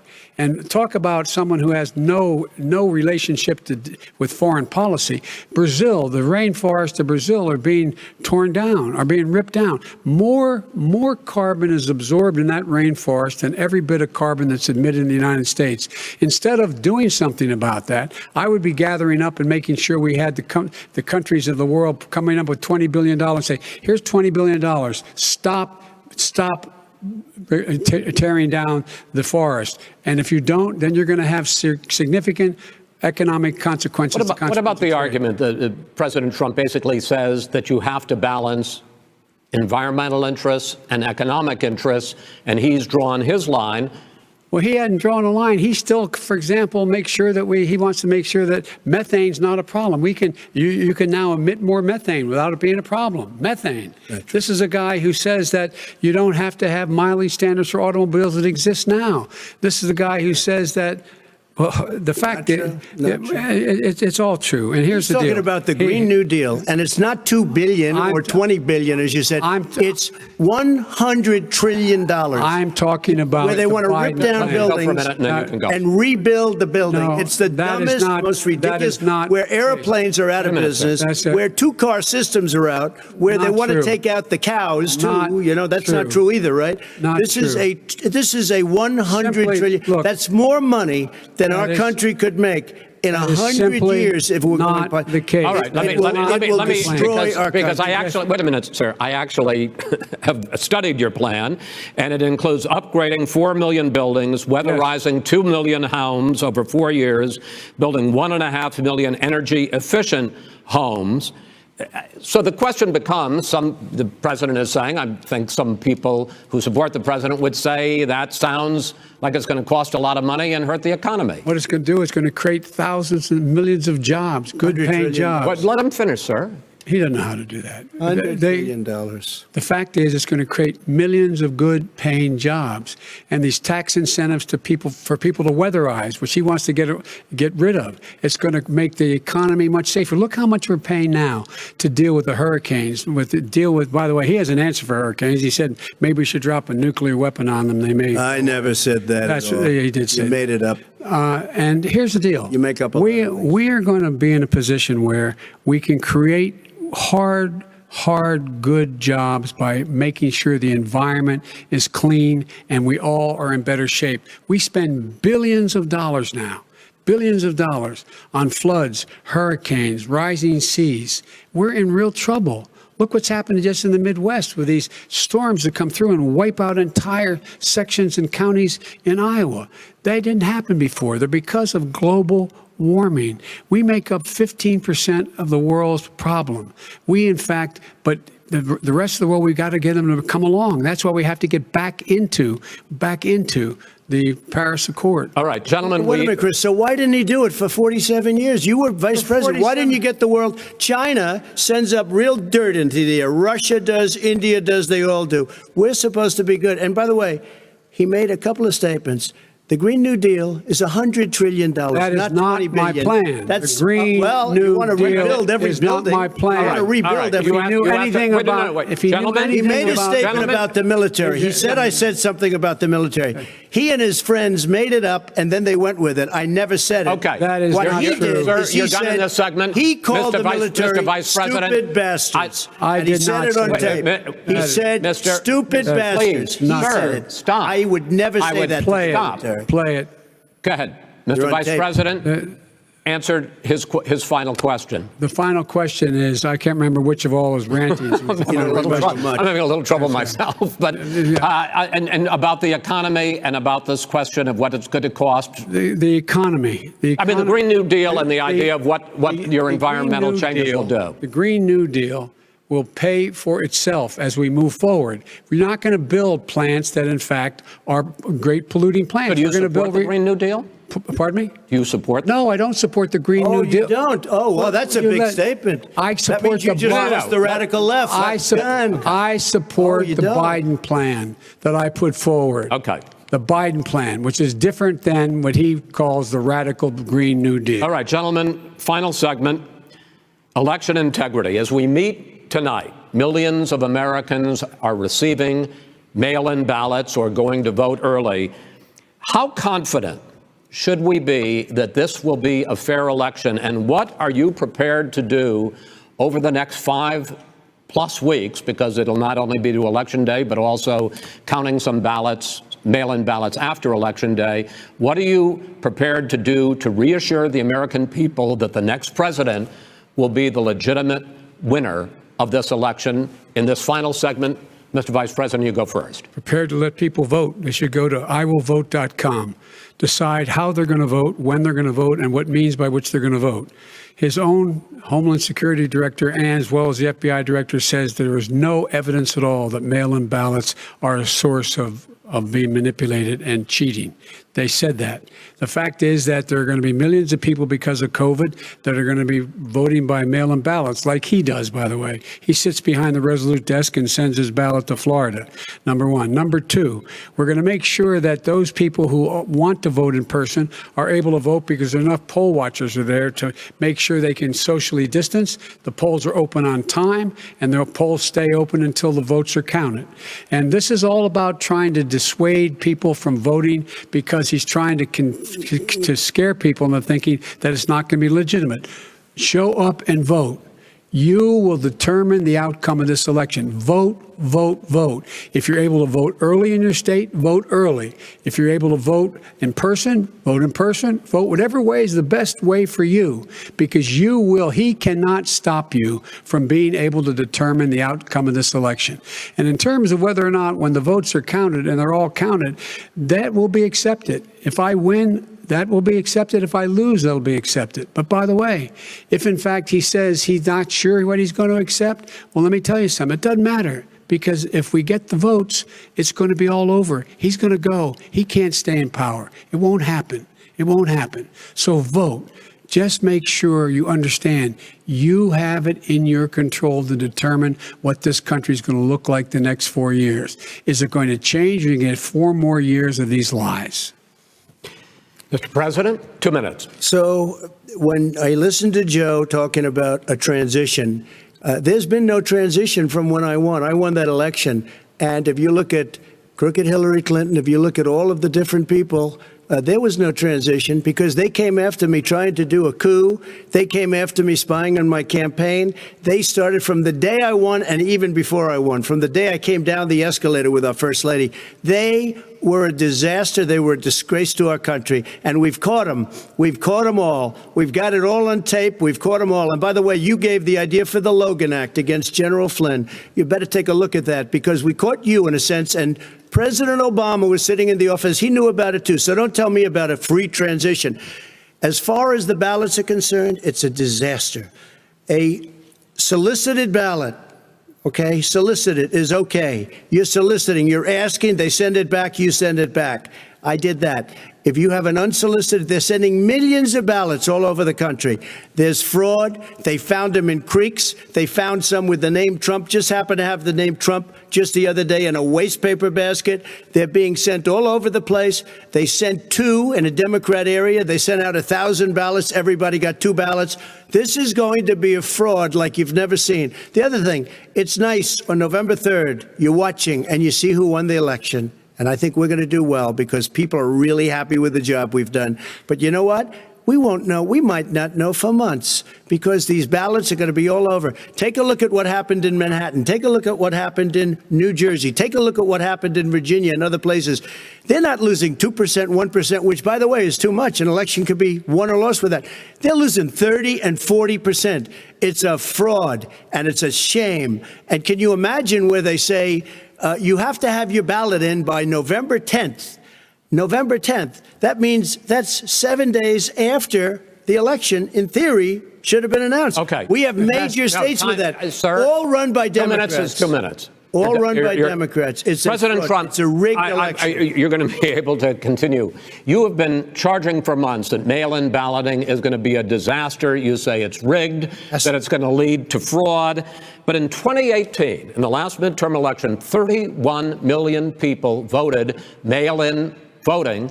That was a quarter, more than a quarter of all the voters that year cast their ballots by mail. Now that millions of mail-in ballots have gone out, what are you going to do about it? And are you counting on the Supreme Court, including a Justice Barrett, to settle any dispute? Yeah, I think I'm counting on them to look at the ballots, definitely. I hope we don't need them in terms of the election itself. But for the ballots, I think so, because what's happening is incredible. I read today, where at least 1% of the ballots for 2016 were invalidated. They take them. We don't like them. We don't like them. But what they are you throw going to them do out about it? left If there and are right. millions of ballots going out What right you now, do what are is you you gonna go do? and vote. You do a solicited ballot, No, and that's I okay, know or your you go and complaint. vote. I'm asking you about the fact that millions of people You go and vote. You go and No, vote but like what I'm they saying is, what are you like they gonna do used about to the in fact the that old. millions of people? You either do, Chris, a solicited ballot where you're sending it in, they're sending it back, and you're sending. They have mailmen with lots of it. Did you see what's going on? Take a look at West Virginia. Mailmen selling the ballots. They're being sold. They're being dumped in rivers. This is a horrible thing for our country. There is no. This is not. There is no. This is not going to end well. There is Okay. no This evidence is of that. not going Vice to President end well. Biden- 5 states In fact, have had go ahead, mail-in sir. ballots for the last decade or more. 5, including 2 Republican states. And you don't have to solicit the ballot. It's sent to you. It's sent to your home. What they're saying is that it has to be a postmark by by election day. If it doesn't get in till the 7th, 8th, 9th, it still should be counted. He's just afraid of counting the votes because he knows You're the wrong. outcome. You're wrong. No, I want to continue with you on I this, love Vice counting the President vote. Biden. Because Chris, he's so wrong when he makes a statement like that. Excuse me, Vice President Biden. The biggest problem, in fact, over the years with mail-in voting has not been fraud historically. It has been that sizable numbers, sometimes hundreds of thousands of ballots are thrown out because they have not been properly filled out, or there is some other irregularity, or they missed the deadline. So the question I have is, are you concerned that the Supreme Court with a Justice Barrett will settle any dispute? I'm concerned that any court would settle this because here's the deal. When you get a ballot and you fill it out, you're supposed to have an affidavit. If you didn't know, you have someone say that this is me. You should be able to, if in fact you can verify that's you before the ballot is thrown out, that's sufficient to be able to count the ballot because someone made a mistake and not dotting the correct I. Who they voted for, testify, say who they voted for, say it's you. That is totally legitimate.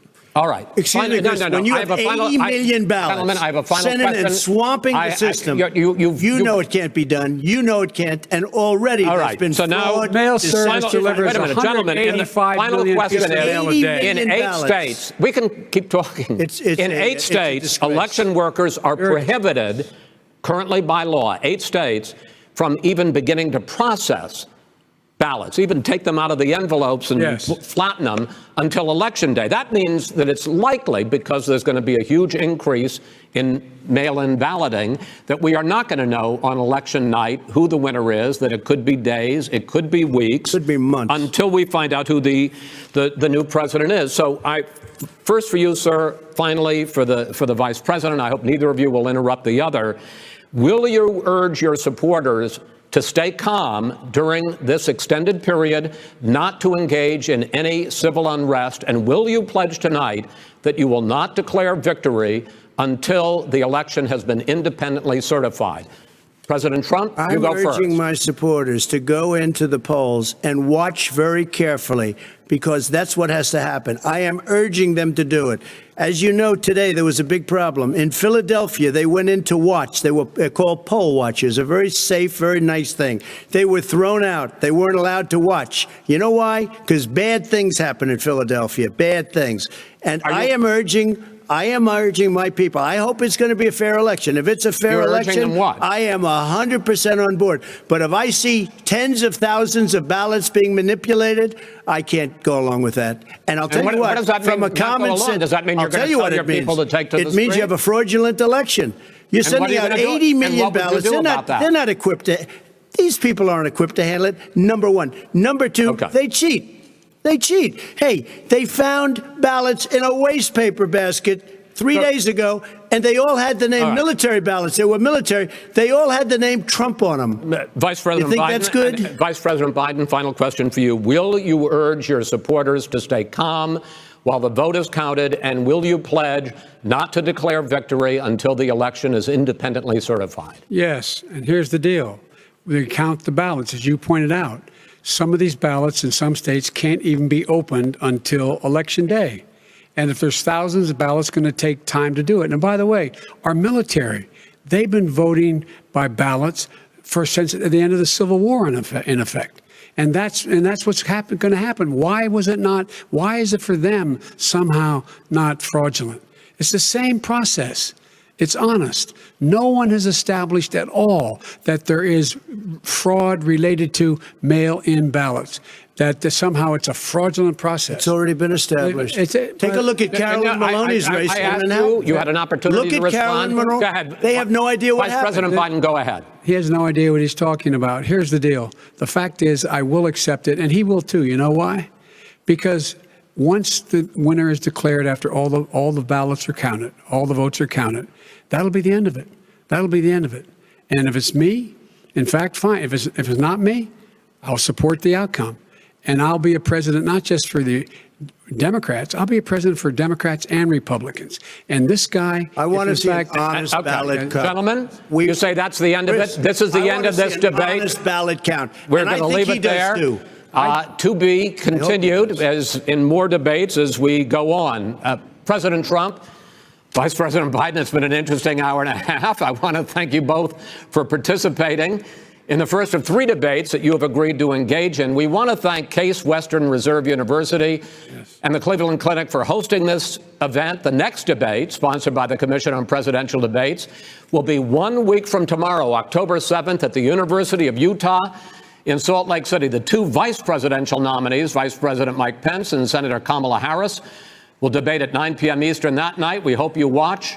Until then, thank you and good night. Thank you. Okay, so here's the deal, guys. We're going to do a very thorough analysis of this. We're going to tell you who we think won or lost. We're going to tell you who when Joe Biden made his best points, his worst points. Same with Donald Trump. I actually have Donald Trump telling the truth twice in this debate. Almost everything else was a lie. So I'll tell you the 2 times that he told the truth. And we've got Michael Schur in the building there, and he's going to report from there live as well. So we're going to have to take a quick break first. After the break, all of us, me, Anna, John, Michael, will weigh in on this. We'll give you a summary. The most important part of the debate was not the shouting and screaming. We'll also judge how the moderator did as well. There was one portion of the debate that I think will clearly be determinative in this debate and will make all the difference. So I want to make sure that you guys are around to see that. If you missed any portion of this coverage, you could become a member at any time. If you're watching on YouTube, you just hit the join button below to become a member. Don't miss any of our programming. And you can go to tyt.com/join if you're watching anywhere else. So let's take a quick break here, and we'll come right back and give you all that analysis when we return.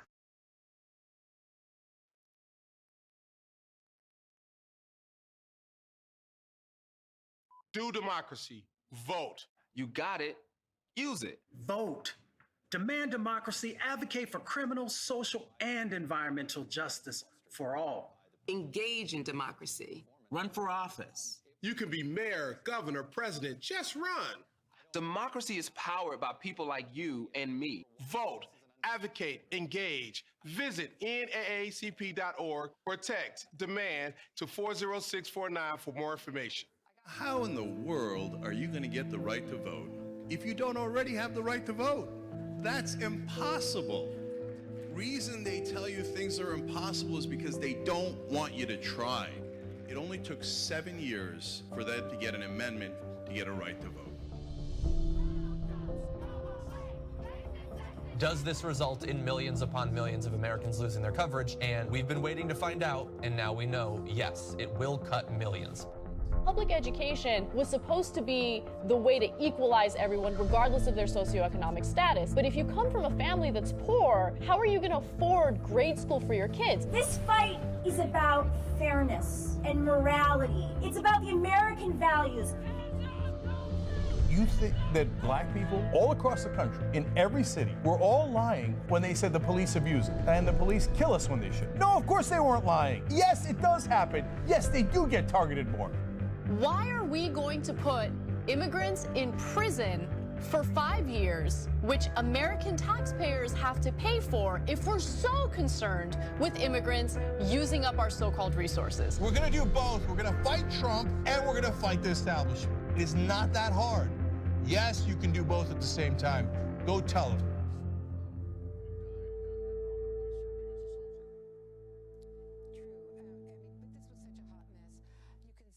PragerU is a right-wing media outlet that gets $20 to $25 million a year from billionaire backers. TYT doesn't have billionaires cutting us checks, but the good news is that we don't need them. Okay. Bring it down. TYT can beat the right-wing media and their billionaire funders with contributions of just $200,000 a month from TYT fans donating to TYT.com/go.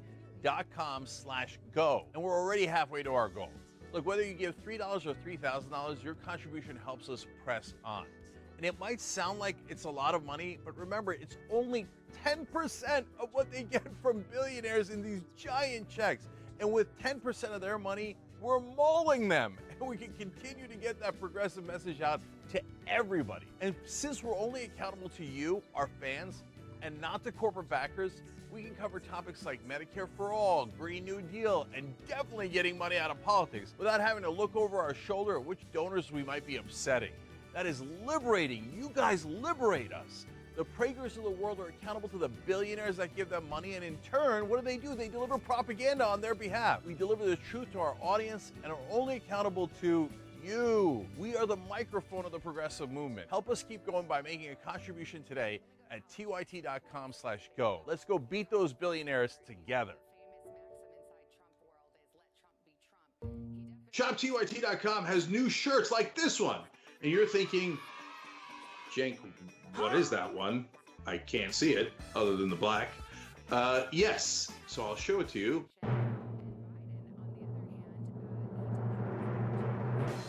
If you can read this, you're not practicing social distancing. Yes! Now, you were practicing social distancing. This is over video. But overall, you get it. ShopTYT.com.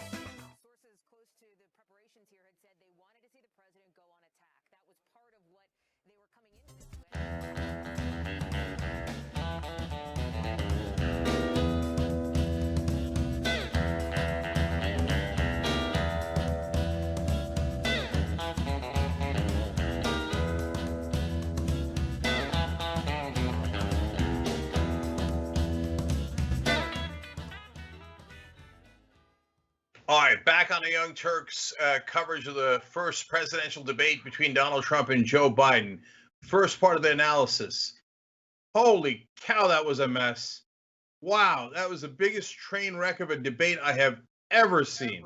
Cenk Uygur, Annika Spare, and John Idarola, Michael Schur with you guys. I have a pretty strong sense of who won the debate. I'm curious what you all think. We're going to talk it through with everybody. I think we're getting an echo from Michael's Skype. That's my sense of it. Okay, so there we go. All right, so and I'm going to read your comments throughout, and so many of you joined, and I'll try to get to you guys as well. I'm just going to read one YouTube super chat for now, both because it's a fun comment, and Gregory was so generous. Gregory Price says, the winner of this debate, John Idarola. I forgot to make popcorn. He didn't. I lose. So it's a nice light note to start in on. Okay. Guys, I've got strong opinions, as you might suspect, and I'm sure you guys do too, on who won and what the critical moment of the debate was. But before I do any of that, I want to go to Michael first. Michael, you're in the media room in Cleveland. Any reaction from the media or anyone else there to what was a historically disastrous debate? Yeah, Cenk, it's funny. I was in Cleveland in 2015 for the very first Republican debate of the 2016 cycle, and it was the first time that we'd seen Donald Trump as a candidate. It was a time where you'll recall when Megyn Kelly was moderating the debate, and you could really feel what was going on in the room. People were shocked, and some people were laughing, and I looked around. It's sort of on record how I've felt about Donald Trump for many years, but I looked around and I couldn't believe that people were laughing at him. Tonight, it was just quiet. It was stoic in here. People couldn't believe what was going on, and the way that Chris Wallace tried to corral the president, and the president wouldn't heed any of those warnings. And I think that there was a lot that was discomforting. I mean, you heard one candidate tell another candidate to shut up because that candidate wasn't allowing him to speak. This was a very, very strange room tonight, and it was a very strange place to be. Yes, it's kind of it feels, I talked to you earlier, Michael. I see you now. You got to, of course, wear the mask because you're indoors and there's many other people there. And there's like this eerie kind of silence over there. That's the sense and the vibe that I get from what's happening, because it's almost as if the country is on bated breath. Like, is this really going to work? Like, are we missing something? Right. Because, Michael, our whole lives covering politics, we have heard that being rude in a debate is a bad idea. And particularly people will say, consultants, pundits, et cetera, will say, you will lose female voters if you're too rude in a debate. Well, my God, if he's got to shatter the record on losing female voters after this debate, if that's anywhere near true. And I almost feel like the whole country is taking a breath like, what's going to happen? Right? Almost waiting for the polls on this debate to see the reaction. Yeah, I mean, I think in what worked in that we didn't think would work in 2016, there is a sense again now that act has worn old and that people have seen. And I think the 2018 midterm elections are the greatest indicator of that. The voters that were Trump voters who then went back to the Democrats in the midterm elections were going back for that very reason. And it was laid bare tonight by Donald Trump. Now, we should also say that appeals to some people. Some people look at the bully and say he's being forceful. Some people say that he came at Biden with some facts and put Biden in his place and made Biden seem otherworldly to those who voted for Donald Trump. But I didn't see the debate that way at all. I thought that Biden seemed much more prepared than the president on facts, on issues, on being able to debate.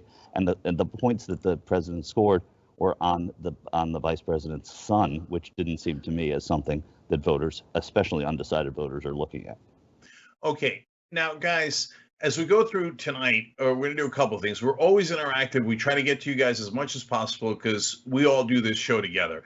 So we do it together in terms of we don't rely on corporate sponsors to be the lifeline of this company. We rely on you guys. So if you want to help make coverage like this possible and this show possible, tyt.com/go. We're doing campaigns through the end of this year to make sure we're powered by you and only you. tyt.com/go to help that happen. And if you're watching on YouTube, you just hit that join button below to be a member. You can support us and get our videos and get all of our exclusive coverage at the same time. And normally I read your names as you subscribe. There's a lot of you out there, and I'll try to get to you throughout the night. Now, most important thing is let's do a summary of the debate. In my opinion, this debate was largely a tie because it was a train wreck. It's the biggest train wreck debate I have ever seen in my life. And tie goes to the person who's leading. And right now, Joe Biden is leading significantly. So now let's talk about who had upsides and downsides. So obviously the biggest downside for Donald Trump was he seemed incredibly rude, total bully, bull in a china shop, etc. Now, but there is a big question as to whether the American people will see that and think, well, he was strong and Biden was weak, or if they'll look at that and go, I can't stand that guy. Now, look, the folks who are Democrats and can't stand Trump already, their answer is obvious. The MAGA guys, their answer is obvious. But the critical middle, I don't know how they're going to react to it. But I can't imagine that any reasonable person looks at that and thought, oh, Trump was a guy who is, civil, and not that civility is the number one trait and we certainly don't think that, but is a decent human being who was having an exchange of ideas, had the facts at his disposal, and won the debate. On the other hand, Joe Biden in the beginning, I'll be honest, seemed shell-shocked when Trump came out guns blazing, interrupting everything he was saying. He couldn't get in a word in edgewise. He looked nervous. Now, the rest of the debate, Biden started picking up steam. He told Trump to shut up when he got his legs under him and stop your yapping. And it was a little bit of a cathartic moment for at least half the country when he said that. But to me, the biggest part of this debate, and why I think at the end of the day, Trump will not have gained anything from this debate, which is very problematic for him as he's losing very badly, including in the swing states. We'll tell you about the polling a little bit later in this show. But the biggest moment was when Chris Wallace did a softball, and he was right to do it because it was a question that Trump has not answered easily in the past. He said, do you denounce white supremacists? Easiest question I've ever seen in a debate. And Trump would not say yes. He would not say yes. That's unbelievable. It's unbelievable. So because and when asked, he said, okay, give me specifics. Like, in other words, what kind of white supremacists are we talking about? By definition, here, if you ask me, hey, will you denounce white supremacists? Yes, I denounce all of them. Easiest thing. For him, he's like, well, it depends. Are we talking about the Klan? Are we talking about Nazis? Who are we talking about? Right? And so then when Chris Wallace mentioned Proud Boys as an example of folks who are overzealous vigilantes, he didn't frame it that way exactly, but he mentioned, he's like, if you want a group, okay, fine. I'll give you one group that's not necessarily in the category of white supremacists, but that is in the category of taking some physical action at these protests, rallies, riots, whatever you want to call them, right? And for Proud Boys, Trump said, I want them to stand by. Oh my God. So he's telling these guys who are on tape physically attacking peaceful protesters, stand by, which obviously means if I want vigilante violence, I'll ask for it. And at the very end of the debate, what, again, a super simple question that he's now been asked 5 times, will you accept the results of the election? And Trump would not give a clean yes. Biden gave a clean yes, and Trump wouldn't. Look, if that doesn't move Americans, then apparently America was never what I thought it was. That's my take. Anna, I want to go to you next. Yeah, America was never what you thought it was. I think that Trump's presidency has revealed what America really is, how incredibly weak our democracy is, how all it takes is a strong man like Donald Trump to call the shots, to ignore the law, to not ever apologize for anything. This debate was a complete and utter disaster. Look, I think Biden did okay. There were a few moments where he threw a few jabs that I absolutely loved. But with the exception of those few jabs, there were some moments that were pretty devastating, in my opinion. Trump hits below the belt. He doesn't have any concern about civility or appearing presidential. At one point, Biden mentioned that he wasn't being presidential. Yeah, you should expect him to not be presidential. And Trump, of all presidents in this country, is the most target-rich environment of all time. And so go for it. Go for it. When he started talking about his son and how his son served in the military, I got really excited because you can tell that like he woke up a little bit and had like this passion and this like fury that really needed to come out more during the debate. For instance, at one point early in the debate, Trump mentioned in regard to lowering the price of prescription drugs, you could have done it in your 47 years in office, but you didn't. Lines like that are going to stay with people, right? So Biden needs to expect that, and he needs to immediately pivot to more than 200,000 Americans are dead because of the fact that you're a buffoon, you're incompetent, you only care about yourself, you're a narcissistic prick. Maybe don't use that language, but you get what I'm saying, right? But Biden came at it from like this incredibly like 1990s stylistic approach. And you can't do that. Like you're dealing with Trump, obviously be professional, but be strong. And I feel like that was lacking a little bit. That's not to take away from the fact that Donald Trump is a complete and utter disaster. I'm just saying that I want to see more strength from Biden.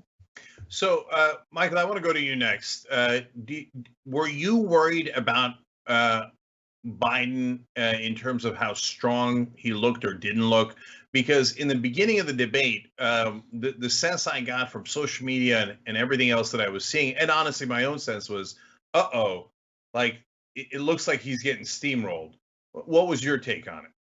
I never felt that throughout the debate. Going into the debate, I watched a lot of Joe Biden's old debates, both for the Senate when he ran for president the second time, and then again when he was vice president. So I watched, I would say, 7 of Joe Biden's debates, not in their entirety. But what you learn when you watch a number of those debates is that Joe Biden's not a good debater, but he's not a bad debater. And I think we saw that in the Democratic primaries as well, where you come away and you say, oh, Joe Biden didn't do enough, but he stood there and he took it, and et cetera. I think that, going to what you said, Cenk, if the tie goes to the runner, if the tie in a debate goes to the person who's ahead in the polls, that's what you got out of Biden today. Because going into this debate, before we knew what a mess it was going to be, one of the things was, how is Joe Biden going to do? Is he going to stand up to it? Is he going to have facts? Is he going to seem prepared? Is he going to seem cogent, even though there's never been a time where he's ever seemed in the earliest of his career perfectly cogent or off the rails non-cogent? I think that's what you got from Joe Biden tonight, and I think that was probably enough. And I think seeing him fight back against a president who did seem off the rails, who's, in my opinion, whose act has gotten old to enough voters now, I don't think that he was able to swing anybody back, Donald Trump, tonight. I don't think he was able to bring anybody home on this. I think that his base probably loved every second of it, but I don't see an undecided voter out there who said, after seeing this tonight, oh, you know what, I'm going to come back to Donald Trump now. Okay, so look, I also want to make an important distinction for the audience. There's a difference between us evaluating how they did as a performance to win over voters or not, and that's important politics. Then there's a second thing, which is policy, and who was right and who was wrong and who's telling the truth or not. So later in the program, I'm going to tell you just a couple of things that Trump got right, but everything else ranged from little lies to gargantuan lies. Like 30 to 40% of mail-in votes are fraudulent already. What? That is preposterous. It's not within the universe of truth. And so if you're looking at it from the substance point of view, that is super clear. And I'd be shocked if we didn't all agree. No, of course, Biden is largely telling the truth. And that one's not close. That's absolutely clear. And then, and by the way, if you miss any portion of this coverage, if you're a member, you can get all of our coverage, tyt.com/join. And if you're watching on YouTube, you hit the join button below. Speaking of which, I want to let 2 of our members weigh in here. J.M. Frazier said, what a dumpster fire this was. Trump is like a child. And August probably described it perfectly, saying, my post-debate thoughts. So that is I think that's what a lot of America was thinking. And then, and now I want to go to John and get your thoughts on what you thought happened.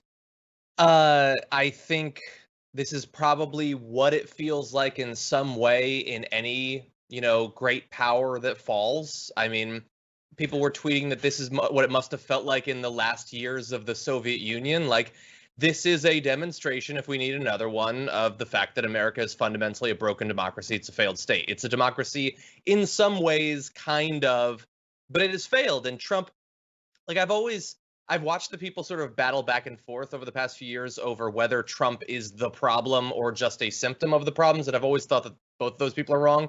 He's clearly both. He is a problem, but you don't get to this point without a failure of many other individuals and organizations. And that spectacle that we were all forced to sit through, the first of three, was an embarrassment. It was horrifying for some of the reasons that you said. I mean, the fact that he told his voters to go and intimidate voters.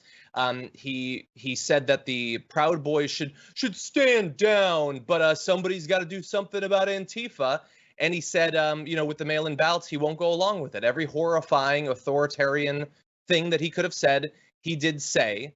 And the whole time I just sat there thinking Biden is doing his best, I guess. He did have a couple of good lines. I liked when he reassured people that it is the vote that determines who wins, and not, as Chris Wallace kept asking Donald Trump, what are you going to do about it? No, it's not up to Trump. He's not the king. And so Biden had some good lines, but I'm not going to focus on this, but the whole time I and probably a lot of other people were thinking, what if it was Bernie Sanders that was standing on the debate stage debating him right then? I think it would have been a very different thing. Biden was doing his best, but in the face of that sheer insanity, it wasn't really good enough. It just wasn't. And so I'm extremely worried about what the next period is going to be like. Literally everything Trump could have said to scare me about the future of American democracy he did, up to and including, by the way, that he once again confirmed that no matter what the science shows, he's going to say that a vaccine is available the week before the election. Just, mark that on your calendar. Doesn't matter if it's available or if anybody will be able to have it. He's 100% going to say that it's available. He was very clear that he's expecting the Supreme Court to step in and stop the mail-in ballot counting. Every part of this, like, the whole thing has been spoiled. We already know the entire plot of this movie. Now we just have to sit through it and hope that all of the people who either the law or norms have given some role in influencing the outcome will do what's necessary to stop Donald Trump from stealing this thing. Okay, so look, one of the things that I'm worried about with Joe Biden is that Trump accidentally did something right. He got Biden to disown big portions of the left. He got him to defend police in this country. He got him to say he's against the Green New Deal. He further hardened his position against Medicare for all. But really what Trump was doing was he was attacking him as if he's Bernie Sanders and Joe Biden. So he attacked him as a socialist and all the different talking points he had ready for Bernie. And then he had the problematic things that Joe Biden has said in the past, like super predators. So when the pundits said, oh, if you nominate Biden, then Trump and the Republicans won't be able to call him socialist. It's not true. He called him a socialist all night long. And so I wish that Biden had a better answer for that. I want to give a dissenting point of view here from one of our members, because we really do this show together. Jessica wrote in, I'm surprised really how much you're attacking Biden. Biden looked calm, intelligent, and decent. Trump looked like a kindergarten bully. I'm not a huge Biden fan, but I thought he did very well. Jessica. I know, but Jessica, we're a country of bullies. We're a country of bullies. We're a country of bullies. The electorate is full of bullies. Let's just keep it real. So when Trump comes after him aggressively like that and Biden doesn't have an answer, when Trump says, okay, which whatever police group has endorsed you or supports you, and Biden is like fumbling and mumbling, that hurts him. It just does. It's just the truth. No, anyway, I hear you, Anna, but look, we're going to find out who this country is and what this country is in about a month. I think we know. Yeah. No, I don't know. I don't know this. Wait, actually, Cenk, really fast. You know. I will say. I don't. with all that I just said about the state of American democracy and everything, I don't necessarily think that this debate is going to really hurt Joe Biden. That's not what my response is about. I think Joe Biden did basically what he wanted to do. He looked responsible and, adult, he looked at all of that. And I think that seems to have had a pretty good effect for him so far in the election. But I don't think that this is going to fundamentally change the polls. But again, the polls aren't necessarily what's going to determine, the final outcome, which is why I'm focusing on those other things. No, look, guys, Donald Trump assumes that the country is deeply racist, that if he disowns white supremacists, that he'll lose the election. I don't agree. I don't think I think that there's far too many racists in the country. Of course, we pointed out, we battle against that every day. But do I think 51% of this country is deeply racist and white supremacist and cheers Donald Trump on? No, I don't think that. I think this country is better than that, and I have polling to prove it. But there's only one thing that's going to prove it definitively, and that's November 3rd. We're going to find out what America is. And I don't think they're going to go in Trump's direction. And I am encouraged by Jessica's reaction, because to me, the most important thing is people who are not big fans of Biden and who are undecided about Trump or Biden, they're the most important folks who watch this debate. And if they came away thinking, or a significant enough percentage of them came away thinking Biden looked like a professional and Trump looked like a bully and a child, well, that's good news. And I hope that Jessica is right about that. And I think there's a good chance she is. We do have the first poll. CBS News poll. Can we get? Oh, sure. I think that would be great. Who do you think won, and by what rough margin? My guess is they're going to say that Joe Biden won by 5 points, 6 points, 6 points. What do we all think? I think it's going to say that Biden won big. Big is more than 10? No idea. More than 10. And Anna, you just can't. You don't know. It could go either way. I just want to know what the poll says. Well, yeah. I just want to give Michael the win because this has Biden at 48%, Trump at 41%. CBS News poll, so 7 points for Biden, which is basically the national poll difference. Okay. No, yeah, that's right. So, Michael, that's why we call him Epic Politics Man. nice you job. Did say big, by the way. I was one off and you said big, so I think that's pretty big when you consider how divided the country is, actually. So yeah, and I think the reason I guess that Biden won big, even though I told you right in the beginning that you could argue that it was a tie, is because I think the analysis that we have heard our whole lives, that being rude does hurt someone, and Trump was nuclear level rude. I mean, we've literally never seen anything like that in a debate, and it turns out that, thank God, a majority of Americans, or at least a plurality of Americans, were turned off by it. So, look, we got to take a break here, and we're going to get Michael back when he comes for the post game. That's just for the members. We're going to do a little extra analysis for that a little bit later, about an hour from now. And you can get all of our coverage by being a member, tyt.com/join, or on YouTube. It's so easy. You just click the join button below the video. And guys, don't forget tyt.com/go, so we can give you this extraordinary coverage, send Michael to the debates, have all of our hosts in, and give you a very honest analysis that you're not going to get anywhere else. In fact, when we come back, I also want to talk about what Bernie Sanders and the rest of the Democratic field did wrong in the primaries, which I think hurt Biden in this debate. So we'll be right back.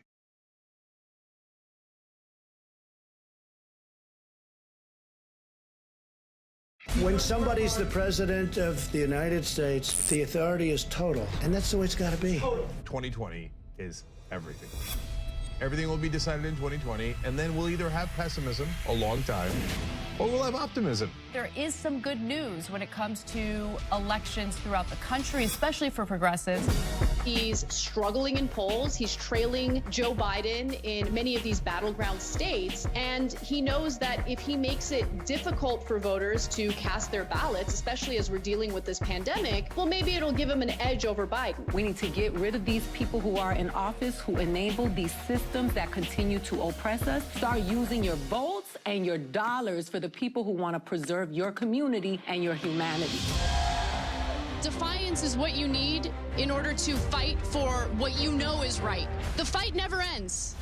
progressive candidates come on this show, we help them, and they've at least got a fighter's chance. Expand the squad. Here we go, Squad 2.0. Corey Bush, Jamal Bowman. And this is why what Cenk and the Young Turks are doing is so important. This time, it's real. If he wins another term, God knows what he'll do to our government, our democracy, and our way of life. We need solidarity, and it begins with you. Who's gonna fix it? Who's gonna fix it? Goddamn right.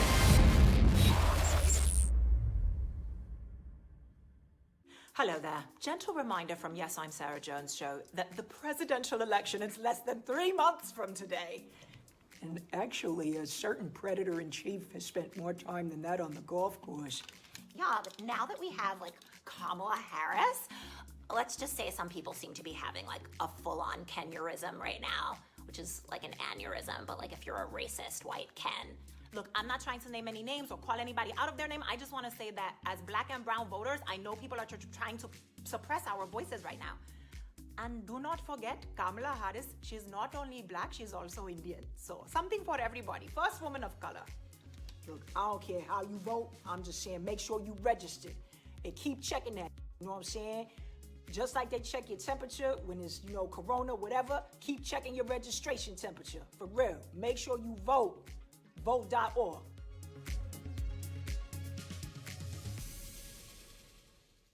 You want to know how you could save money and save the planet? Hello, I got an awesome option for you guys. Aspiration.com/TYT. You plant not 1, not 5, 10 trees when you sign up. You know what trees do? Not a big deal, but one large tree can provide a day's supply of oxygen for up to 4 people. That's 40 people's oxygen just by signing up at aspiration.com/TYT. Sign up for a free spend and save account right now at aspiration.com/TYT. TYT just crossed 14 billion views. Yes, that's the world population, almost times 2. And we have over 19 million subscribers. Too strong. I love you guys. Look, we're not backed by billionaires like other mainstream media outlets or the right-wing outlets that are almost all backed by them. We're able to press on and continue our coverage because of you guys. Your small dollar donations to our fundraising campaign at tyt.com/go have a huge impact. And you know what they do? They create real change. Contributions of any amount supports our ability to continue to tell stories that often don't get covered by the likes of MSNBC, CNN, or Fox News. With your support, we're the 4th news network, and you know we keep it real. No matter how large or small the contribution, you help us beat the billionaires and all the other media outlets by going to tyt.com/go.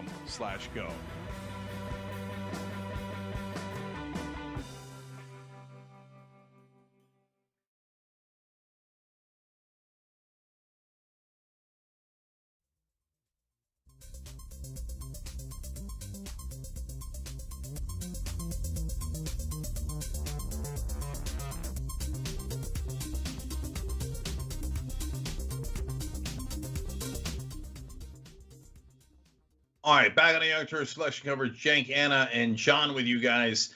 Let me go to you all first. On YouTube Super Chat, Sean Conley says, just fun one to start with. Can we please see TYT hosts throughout the future debates? Their reactions were priceless, plus John eating popcorn had me rolling. Can I just say I didn't know I was on camera while I was doing that? Well, that's even better.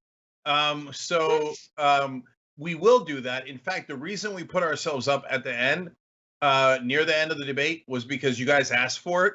And so we saw that and hence reacted and put ourselves back up. And yes, you would have seen a lot of head shaking throughout. Okay. And we'll do that going forward.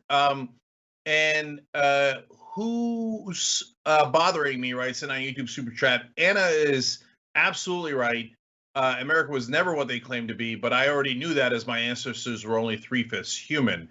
And so, of course, we agree with you. The question is, where are we today in America? And it's not to say that there aren't races left in America. Donald Trump's president. Of course there are. There's lots of them. But to think that the whole country is racist and they're all going to vote for Trump is not remotely true. And the polling doesn't come anywhere near that. So we're going to find out on November 3rd. Okay, but let me clarify my statements. I'm not saying the entire country is racist and awful. I'm saying that a pretty sizable portion of the country is. pretty sizable portion of the country thinks it's totally okay for armed right-wing gang members to show up to peaceful protests and gun them down in cold blood.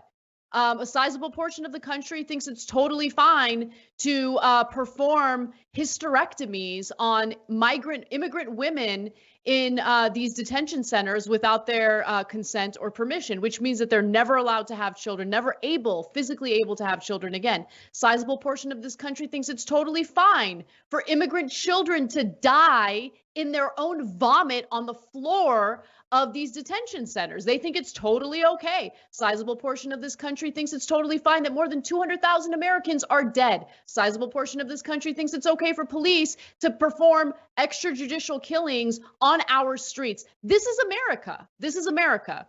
And it's a pretty devastating realization to come to when you're fed nonstop lies about how wonderful and patriotic and incredible we are and how we spread democracy around the world. No, we overthrow democratically elected leftist leaders all over the world. We just did it in Bolivia. We're going to do it in more countries, I have no doubt.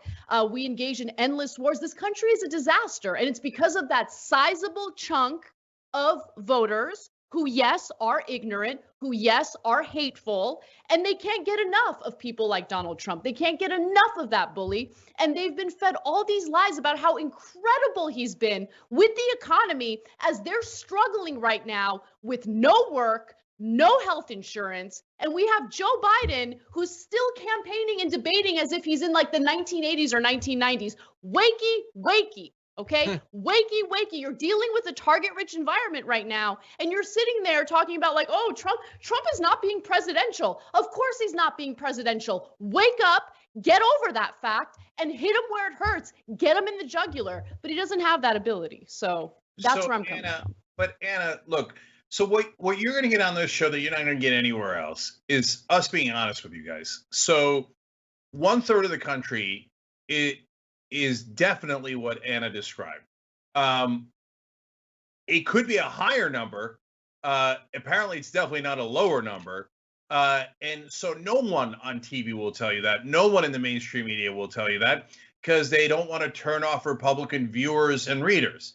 Well, then you're not doing news. You're doing, marketing for the brands that advertise with you, right? You don't want to piss off Walmart and defense contractors and bankers by telling people, yeah, 1/3 of the country is monsters.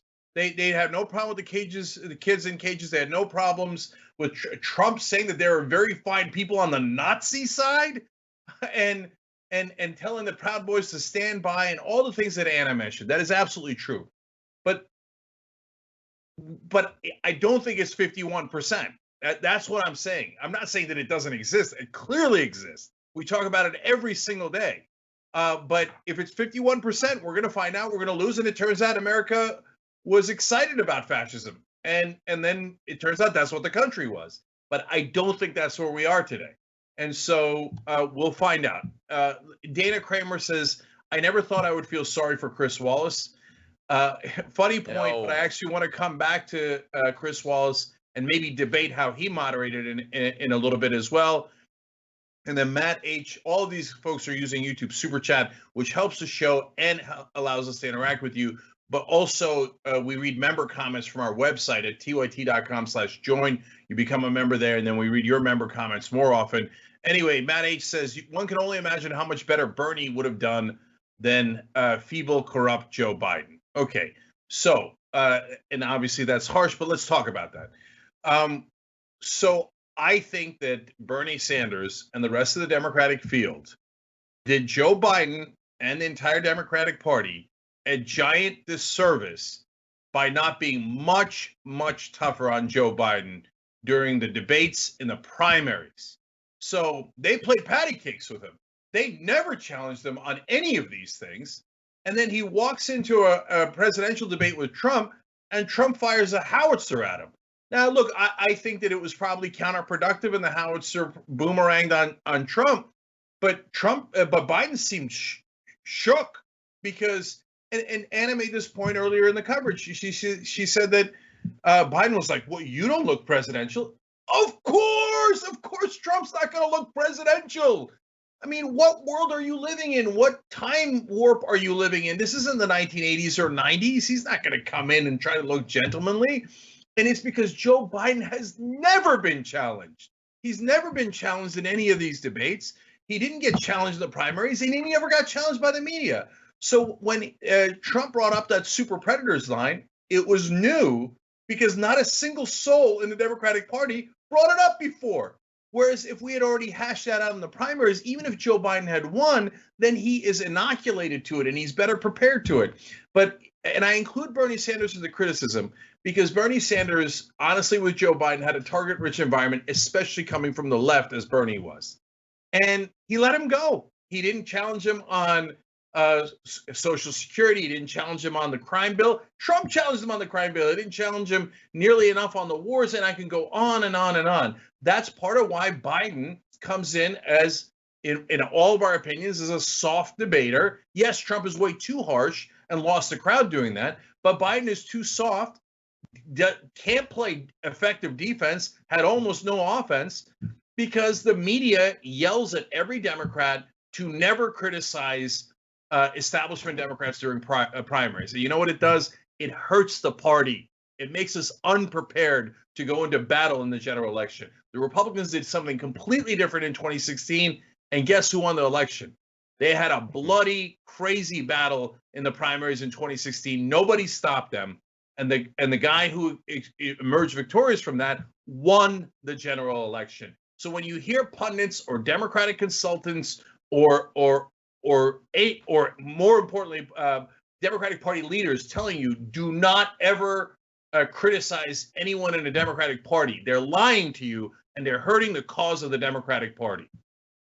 Yeah, and I would add just a little bit. I know that, again, we're going to keep it real. We obviously want Donald Trump to lose in a landslide. We want Biden to beat him, but we're also not going to pretend that Biden is absolutely great, smells like cinnamon buns and all of that. It looks like he might have won. He might have squeaked out a 7-point win, give or take, against the guy that not only has, I mean, how many stories have we told you? You know all of his issues, but also 200,000 dead, economic collapse, all of that. It was still that close. And right now on CNN and MSNBC and all those channels, they're having this back and forth about how crazy it was and how Donald Trump was so unfair and all of that. And some of them, maybe the vast majority of them probably support Joe Biden. Some of them are saying, well, he could have been a little bit stronger. But what they're not saying is how utterly disappointed they are that there wasn't someone stronger to rebut the insanity coming from Donald Trump. And most of them worked to achieve this. This is what they wanted. They wanted it to be Joe Biden. They certainly didn't want it to be Bernie Sanders. That debate could have been so different. Doesn't mean Donald Trump would have suddenly started acting like an adult or like a sane person or anything like that, but the response would have been so much stronger. It would have been better calibrated for the 2020 that we're in, and they could have ended tonight feeling so confident about the next couple of weeks, but we're not going to have that. Okay, not because of what we did. That's the outcome we wanted, but they wanted this with their brown shirts and all of that, the smears against Bernie Sanders. And I get it. It is Joe Biden, and I want Joe Biden to win. I want everyone to vote for Joe Biden, but they're going to be like losing it a little bit on camera, but definitely off camera when this is what they spent months and months trying to work for. I'll tell you one more thing before Anna jumps in. And Anna made this point earlier, and I'll let her elaborate on it, but there was 1,000 things Joe Biden could have said about what a train wreck Trump has been in the last 4 years. And he said about 4 of them. My God, it's not just that he's too genteel. You also got to prepare better. I mean, we had all the answers. 100%. We're screaming them here in the studio when Trump says absurd things. Hit him back with this. I mean, you know he's going to attack you on Hunter Biden, your son. You know that as a certainty. Why didn't you have it prepared to say, here's what Ivanka did, here's what Don Jr. did, the New York Times just talked about how you funneled money to Ivanka in a scheme that appears to be tax evasion, and you both might be facing arrest. You want to talk about corruption? But Biden and the Democratic establishment, they don't do that. They're too soft. Yep. They're not used to. No, you're 100% right. No, Cenk, the second Trump utters the words law and order, I'd be like, oh, Law and Order? You mean the Law and Order that forced you to pay a $25 million settlement for defrauding students with Trump University? Is that the Law and Order you're referring to? Oh, Law and Order? You mean the Law and Order that forced you to dismantle your charitable foundation because you were literally using it to enrich yourself? Is that the Law and Order you're referring to?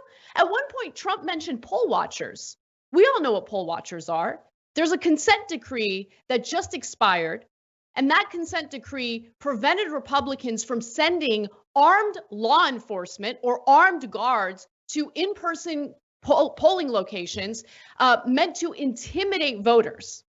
That expired, and now what is the Trump campaign doing? They just hired 50,000 so-called poll watchers, armed individuals to show up at in-person voting locations to intimidate people who are trying to practice their constitutionally protected right in participating in this democratic process. Did Biden respond to that in any way? He didn't. He just let Trump talk about the beautiful poll watchers. There's going to be beautiful poll watchers. Wake up. Wake up. If you're not on stimulants, take them. Take them immediately. Wake up and fight back. I don't know what that performance was. The more I think about it, the more disappointing it is. Because again, this is not a typical presidential debate. It's just not. Okay, and I'm not only talking about the bullying tactics by Donald Trump. I'm specifically talking about how unique this situation is, where an incumbent president is a complete and utter disaster. But by every single measure, how do you not attack him more aggressively? How do you not make the case to the American people that this man has failed in everything from the economy to the coronavirus response to the civil unrest to the division in this country? I mean, every single issue. Yeah. I mean, the fact that farmers in the middle of the country have committed suicide because Trump's ridiculous trade war destroyed their income. Just completely destroyed their income. Those are things that he should have brought up, but he didn't. Yeah. So, look, I don't know if my style and debating style and Anna's as well is the right way to go. It is. First poll out from CBS says Biden won 48-41. And it's entirely possible, and in fact likely, that since Trump is so horrific, Biden is going to basically coast to a victory. But at some point, you're going to pay a price. In fact, I know what that point was. It was 2016, when you're constantly too soft and you never present your case and you let the other side steamroll you. It has consequences. We lost in 2016 because of that, and I'm afraid we might lose further elections if we keep going with this style. So let me give you more examples of what Biden could have done if he was stronger and knew how to make his case assertively. So Trump's style, and I can't believe that they can't see this, is to constantly put you on the defense. But he's a child and he's thin-skinned. So it's actually super easy to counteract that by putting him on the defense. So how do you do it? Trump brings up grades and, you didn't do well in college. Oh my God, that's manna from heaven. So here's what you do. If I was debating Trump, I'd say, wait. Did you just bring up grades? Oh, thank you so much. Because, look, I didn't want to seem crass by calling you stupid. But the reality is you're hiding your grades, not just from college, but from high school. That's incredibly embarrassing. So obviously you must have finished dead last in high school, dead last in college. And it's obvious because your dad got you into those schools because you're a spoiled little brat. But hey, Donnie, because at this point he's interrupting, right? Donnie, no problem. Just release your grades, then we'll know whether you're stupid or smart. You keep saying you finished really high in your grades, so you should be proud in your class. You said you were number 1 at Wharton. So release your grades. You're not going to release your grades, and I guarantee you know why? Because you were the dumbest person who went there.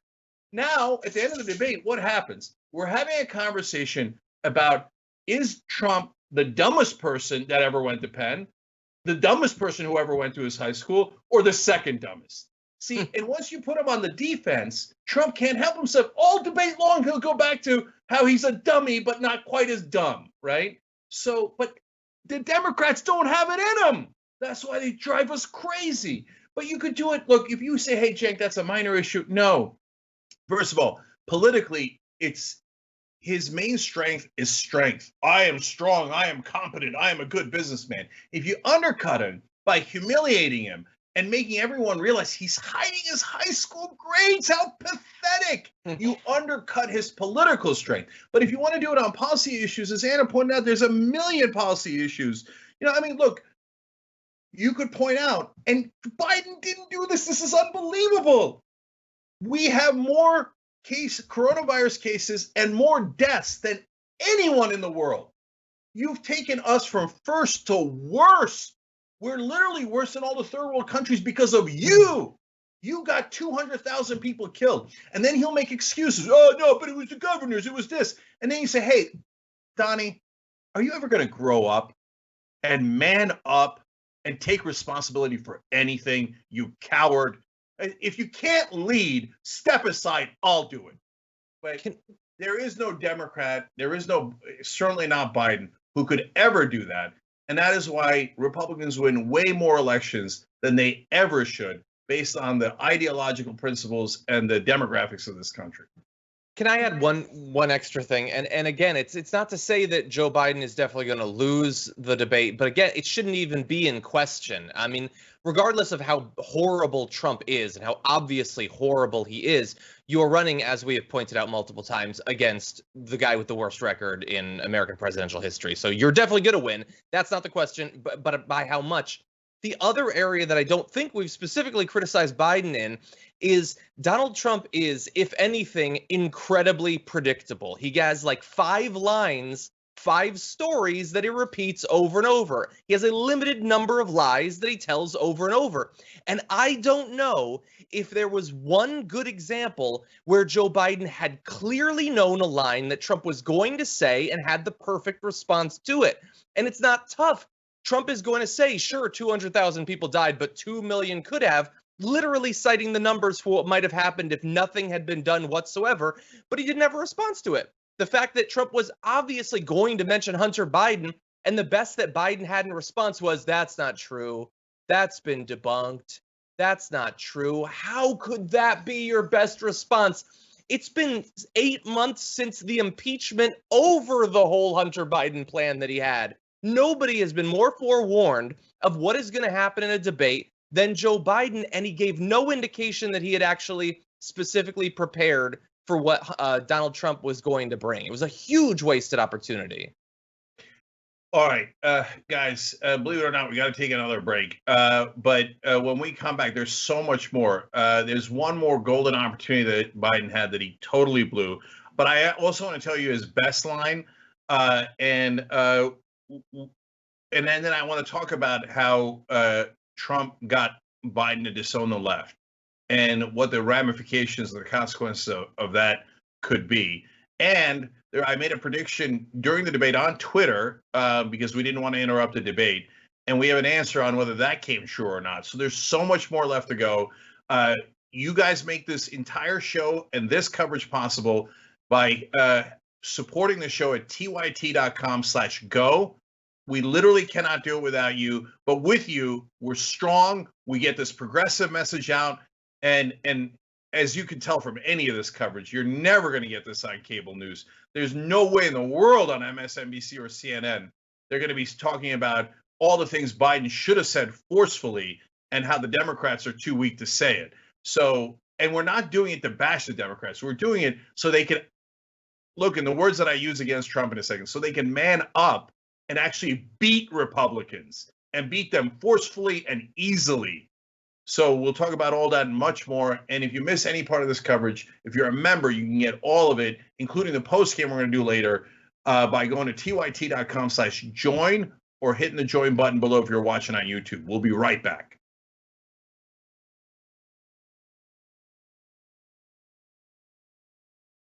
I'm Dr. Lena Hamilton, poet and educator out of Atlanta, Georgia. I've been thinking there'll be a time years from now when we'll ask each other, what did you do? And we won't be asking, was it climate change you were worried about, voter suppression, access to child and health care, elder care even. We'll be wondering which of us did our job and registered to vote. If you're unsure of your status, it's as easy as checking at vote.gov. And for the rest of you, I'll see you at the polls.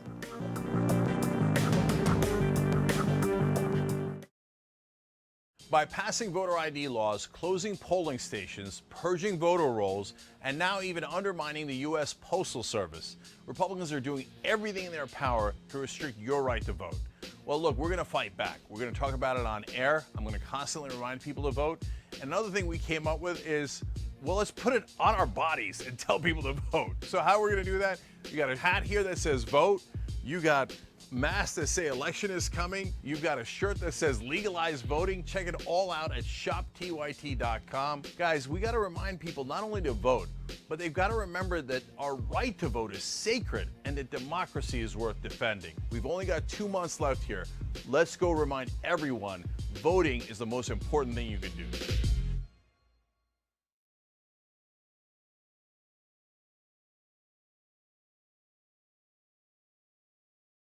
Voting is a critical part of the democratic process, and right now it's under attack in this country. There are currently very powerful forces looking to undermine your right to vote, especially for the poor and minority voters. If for no other reason than that, we have got to push back against that and register to vote. Make sure that your voice is heard, that they are not allowed to suppress the vote.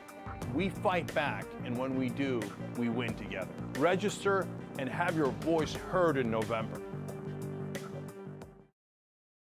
What Cenk and a few other people are trying to do is give us a different perspective on reality, the reality facing the middle class and working people, not just the billionaire class. We're here to press on and carry on the work that we've been doing that's so important. We've begun to turn the press a little bit. 2 years ago, they would have never covered Booker. 2 years ago, they would have never covered Bowman. You know, this is where it started in a lot of ways. Why is TYT the leader of the progressive media? Because we try to unite people. We give other people a platform. We help other progressive shows. We introduce people to progressives they've never heard of. We help progressive candidates, and sometimes they even win. Cori Bush has won in Missouri. Down goes Lacey Clay. Cori Bush is the best of us. You gave me a platform. People from this district heard about Justice Democrats by watching your show and nominated me to JD. There is no more safe incumbent seats in the House. Bye-bye, establishment. We're going to push Biden as far as we can. After they win, we'll probably fight them tooth and nail. We need to have independent media overcome mainstream media. The DNC was so stupid to deny you guys press credentials. We need fighters, and we need to stick together. So this is what democracy looks like. There is a ton of hope right now. More hope than we have ever had in this country. So it's up to you guys, it's up to all of us to execute this in the next 5 years. You know what that means? That means the future is ours.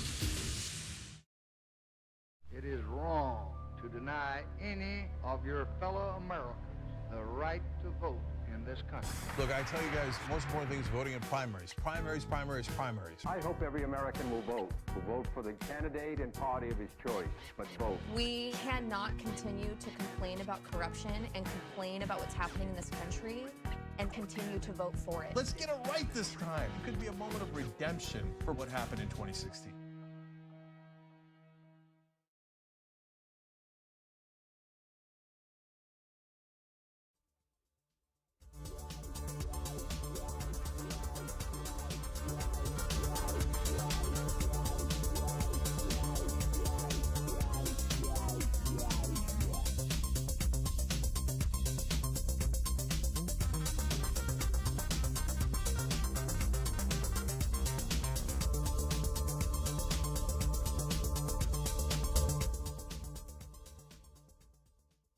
On the Young Turks coverage of the first presidential debate between Donald Trump and Joe Biden. The folks at shoptyt.com are amazing. They already have a shirt that says, "Will you shut up, man?" That's a line that Joe Biden had in the debate. And if you use the code BUHBYE, that's BUHBYE, you actually get 15% off of any activist apparel. So resist, vote. There's a ton of voting shirts, anti-Trump shirts, and we got a lot of anti-Trump shirts. So go to shoptyt.com. I love that they were that quick with the shirt. So check that out. By the way, twostrongcoffee.com/TYT. It gives to progressive causes. If you buy 2 or more bags, it helps Just Democrats, Rebellion PAC, Wolf PAC, and TYT. and it's organic, it's fair trade. So check that out. twostrongcoffee.com/TYT. So and now you guys have an awesome number of comments. We've got to get to so many things. A bucket of pearl clutching squirrels said, Jank, this is about my prediction. So I said in the middle of the debate, even though Trump is the biggest bully I've ever seen in any debate, he makes me look like a wilting flower. If you saw my debate in my congressional race, I was not a wilting flower. I came in very aggressive. But Trump was so over the top, it was ridiculous. But I said, nonetheless, my prediction is the Republicans will come out and go, can you believe Joe Biden said shut up? He was so rude in this debate. Because they have no shame. They have no sense of hypocrisy. They don't care. And a bucket of pearl clutching squirrels, one of our members, says, Jank, the right is already pearl clutching about Biden telling Trump to shut up. Of course. I can't emphasize enough how little the Democratic Party should care about what right-wing smear merchants have to say, right? Like, just be strong and you guys, Trump is a target-rich environment. I don't care what his goons have to say about Biden's rhetoric or anything he had to say about Trump being too mean. Are you kidding me? You know what I would? As soon as Trump goons start accusing me of being rude or mean or uncivil, whatever, during the debate, I just start making fun of them. Oh, did I hurt Trump's feelings? Did I hurt your feelings? Oh, do you need a safe space? Oh, make fun of them because they should be made fun of. Period. Yeah. Laugh at them. Like the fact that Biden has allowed right-wingers to push him to the right and make right-wing talking points. You know what they agreed on? The one thing they agreed on during that whole debate? How the police should be funded more. Yep. What are you doing, Biden? Yeah, it's pathetic. It's pathetic. No, you're 1,000,000,000% right, because everyone in Washington teaches civility almost as a religion. And there's a reason why they do that. Because if you're in favor of the status quo, as they all are, well, civility is perfect. You'll never get rid of the status quo if everyone is civil and polite and never goes to actually do change. So it's become a religion for them. So they're like, oh, if Trump yells at you or the Republicans lie about you, just say, that's unfair, and then shrink away. No. You fight back in all the ways that Anna described, I described earlier. I guarantee you that the folks on cable news are tut-tutting Trump now, but probably barely saying anything negative about Biden, who had 1,000 opportunities to hit back, and I wish he had. John, I don't know if you've got updates on that, so I'm curious if you saw the media reactions or panels on cable. Okay, so... yeah. Oh man, there's a lot to talk about. Also, as Marissa, the producer, pointed out, kudos to Shop TYT for getting that shirt up so fast. TDR has been waiting 2 years. Anyway. Damn, calling him out live on air. That's what I'd like to see with Biden. We've only been around for 2 years, 2 whole years. Anyway, we haven't gotten one. Anyway, okay, so in terms of reaction, let's see. I've got Sean Hannity. He's a newsman. So he hailed gladiator, warrior, fighter Trump. All three of those things. He's not one of those things. He's a gladiator, warrior, fighter. Taunted cranky Biden, saying maybe it's past his bedtime. He needs his nap. Because all of them have to pretend that what Trump did is totally, no, that makes sense. That's what you want in charge. You want that guy to have the nuclear codes. They've had their tongue on the boot so long they can't even taste the leather anymore. That's just what reality tastes like. And so that's what they're saying. Now, a more interesting and perhaps more important response was from some of the undecided voters in Frank Luntz's focus group.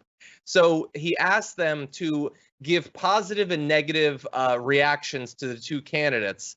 For Trump, some of the words that were provided were arrogant, un-American, and I swear to God, crackhead.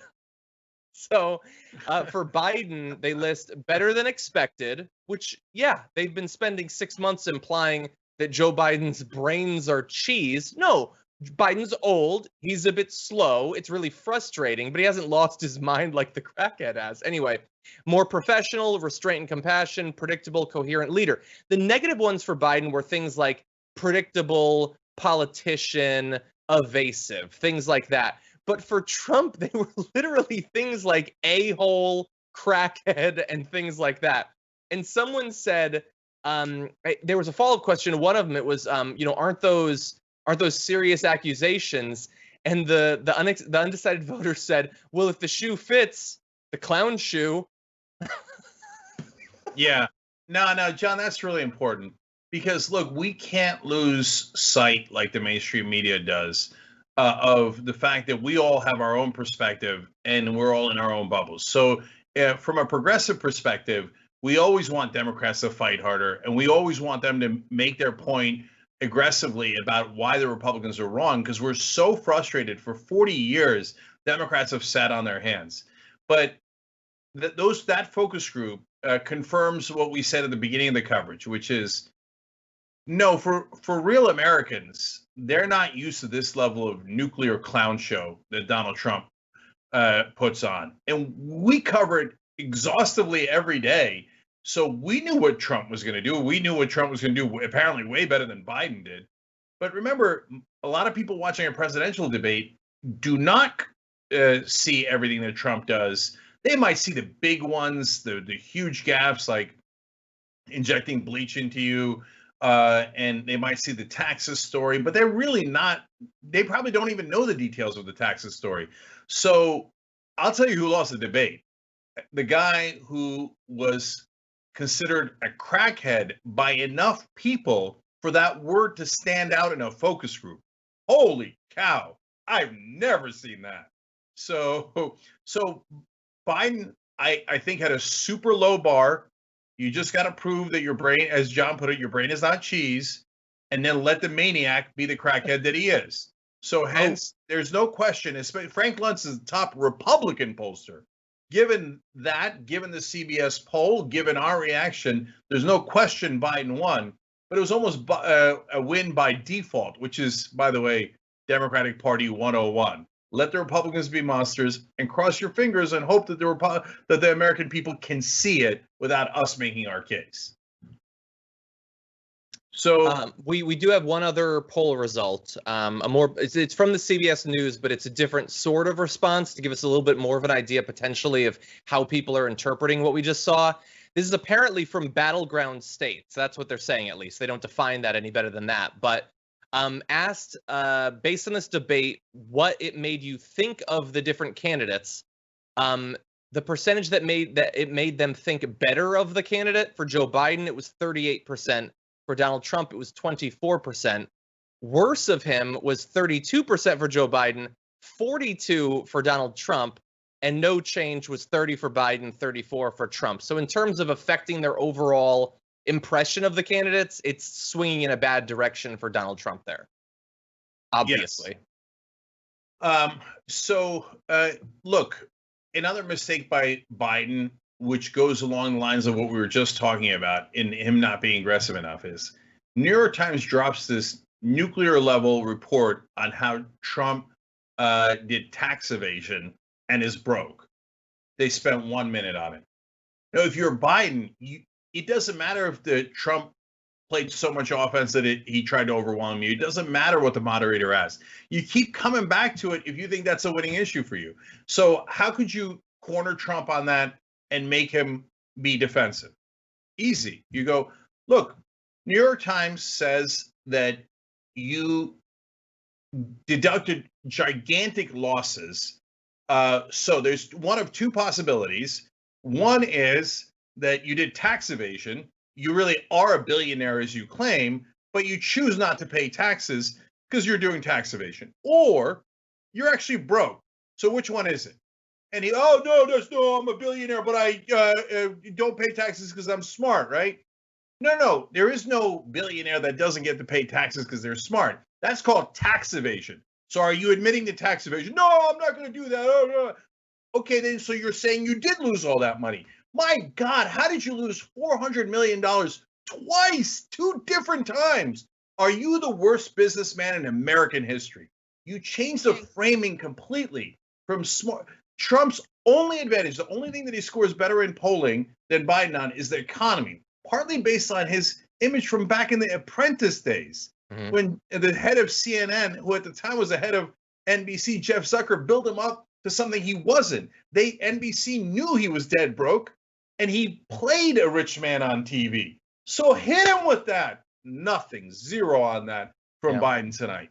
So it's hard not to get frustrated with that. So at the end of the day, Biden winds up with a default victory, but we're taking chances with the Republic. The next time we go up against a Republican, we've got to have someone who can actually fight back. I just want to know, look, debating, yes, part of it is about substance, but a lot of it is about strategy and really figuring out what your opponent's Achilles heel is. If you guys roll the tape and look at the expression on Donald Trump's face every time Biden meekly mentions the economy, you'll see where his Achilles heel is. If Biden just focused on that one issue and like really hit hard, I think that, first of all, Trump doesn't know how to respond to it. Like, I don't know if you guys noticed that. Like, every time Biden would even, in a very minor way, mention the state of the economy, I wouldn't look at his face. I would look at Trump's face because I wanted to see how he was reacting to it.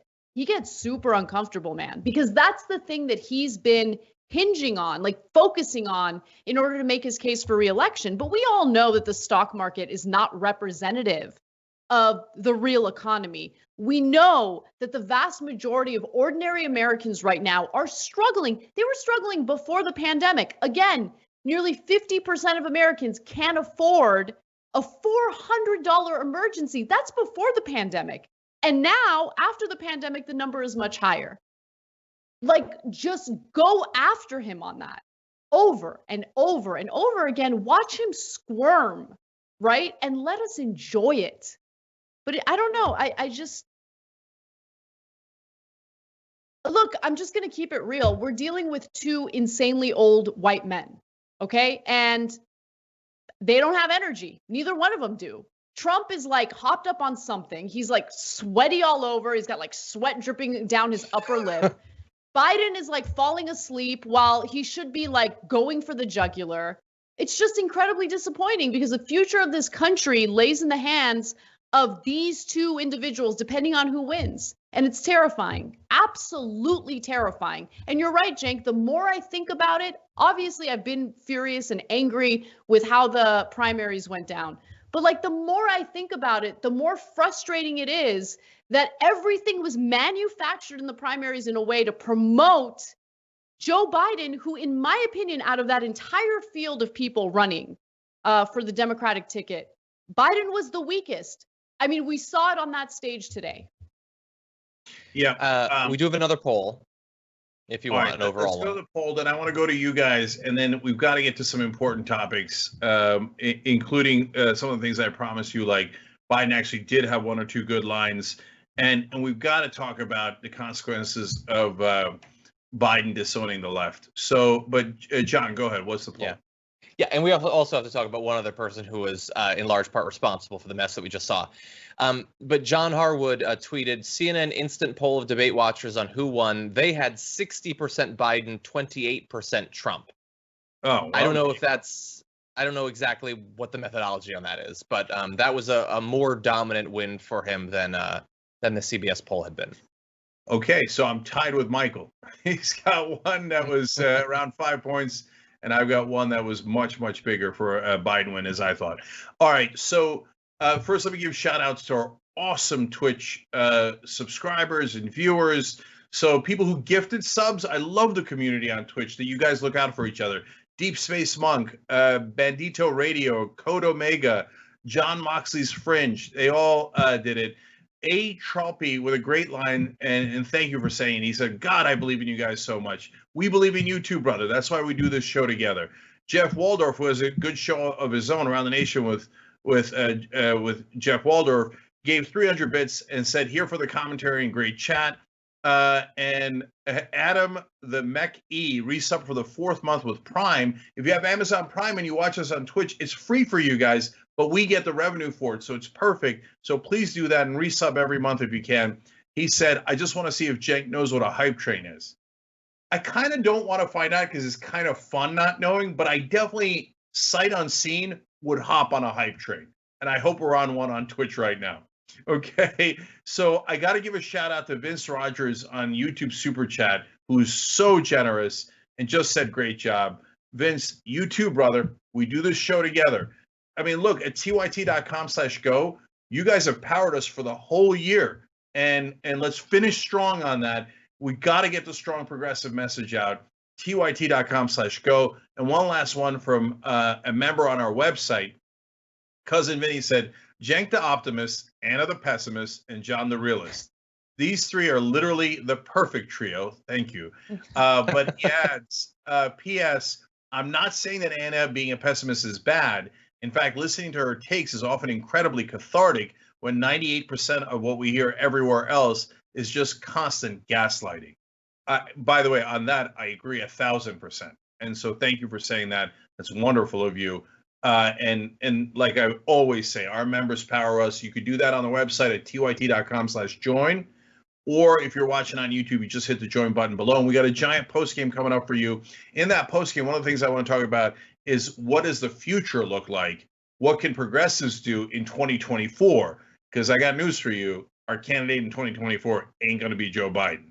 So and even establishment folks believe that. Michael Schur believes that, by the way. Michael Schur is coming back and giving us more reaction from the debate stage in Cleveland when we come back for the postgame that's just members only. But we've got a couple of minutes here. One of the things I wanted to so first, let me give you some of the stuff I promised you. I think Biden's line of get out of the bunker and the sand trap that you're in and go pass a bill on coronavirus so you can help people. Clearly the best line of the night by either candidate. And when I heard it, that was at a moment when Trump was pummeling him and wouldn't allow him to speak. So that was his first flash of fighting back. And I kind of went like this, like, whew, oh, thank God. He finally said something that was powerful and a line that he had prepared and actually delivered well. So I don't want you to think that, you know, we're not fair and that we're not giving you the analysis of the good, the bad, and the ugly. And so Biden did have a good point on that. So every once in a while, he would land a blow on Trump. But I'm so curious what's going to happen in the next two debates, because are they going to tell him to go harder on Trump or to point out more of his problems or to prepare better? Or given that the polling indicates that Biden won this debate, are his consultants and his advisors going to say, oh, great, we don't need to do anything. Let's just coast for the next two debates? Maybe. Knowing the Democratic Party, I have a sense of which way that's going. Okay, so I'm worried about it. By the way, we're going to cover all the debates. Don't miss any of the debates right here on the Young Turks, and obviously election night. Either election night is going to be joyous or it's going to be filled with rage. So either way, it's going to be, look, forget the fact that it's an event and it's going to be an amazing show. It's going to be one of the most important nights in American history. That is not hyperbole. It's absolutely real. So don't miss any of that as we do our coverage. Guys, unfortunately, we're out of time here. But for the members, we have so much more. We're going to analyze how Chris Wallace, the moderator, did. I want to talk about how much damage Biden did to the left by constantly agreeing with Trump on right-wing framing. So we got to talk about that. And then the future, what are we going to do in 2024? All that's for the members right now. tyt.com/join or hit the join button below if you're watching on YouTube. We'll see you there in 1 minute.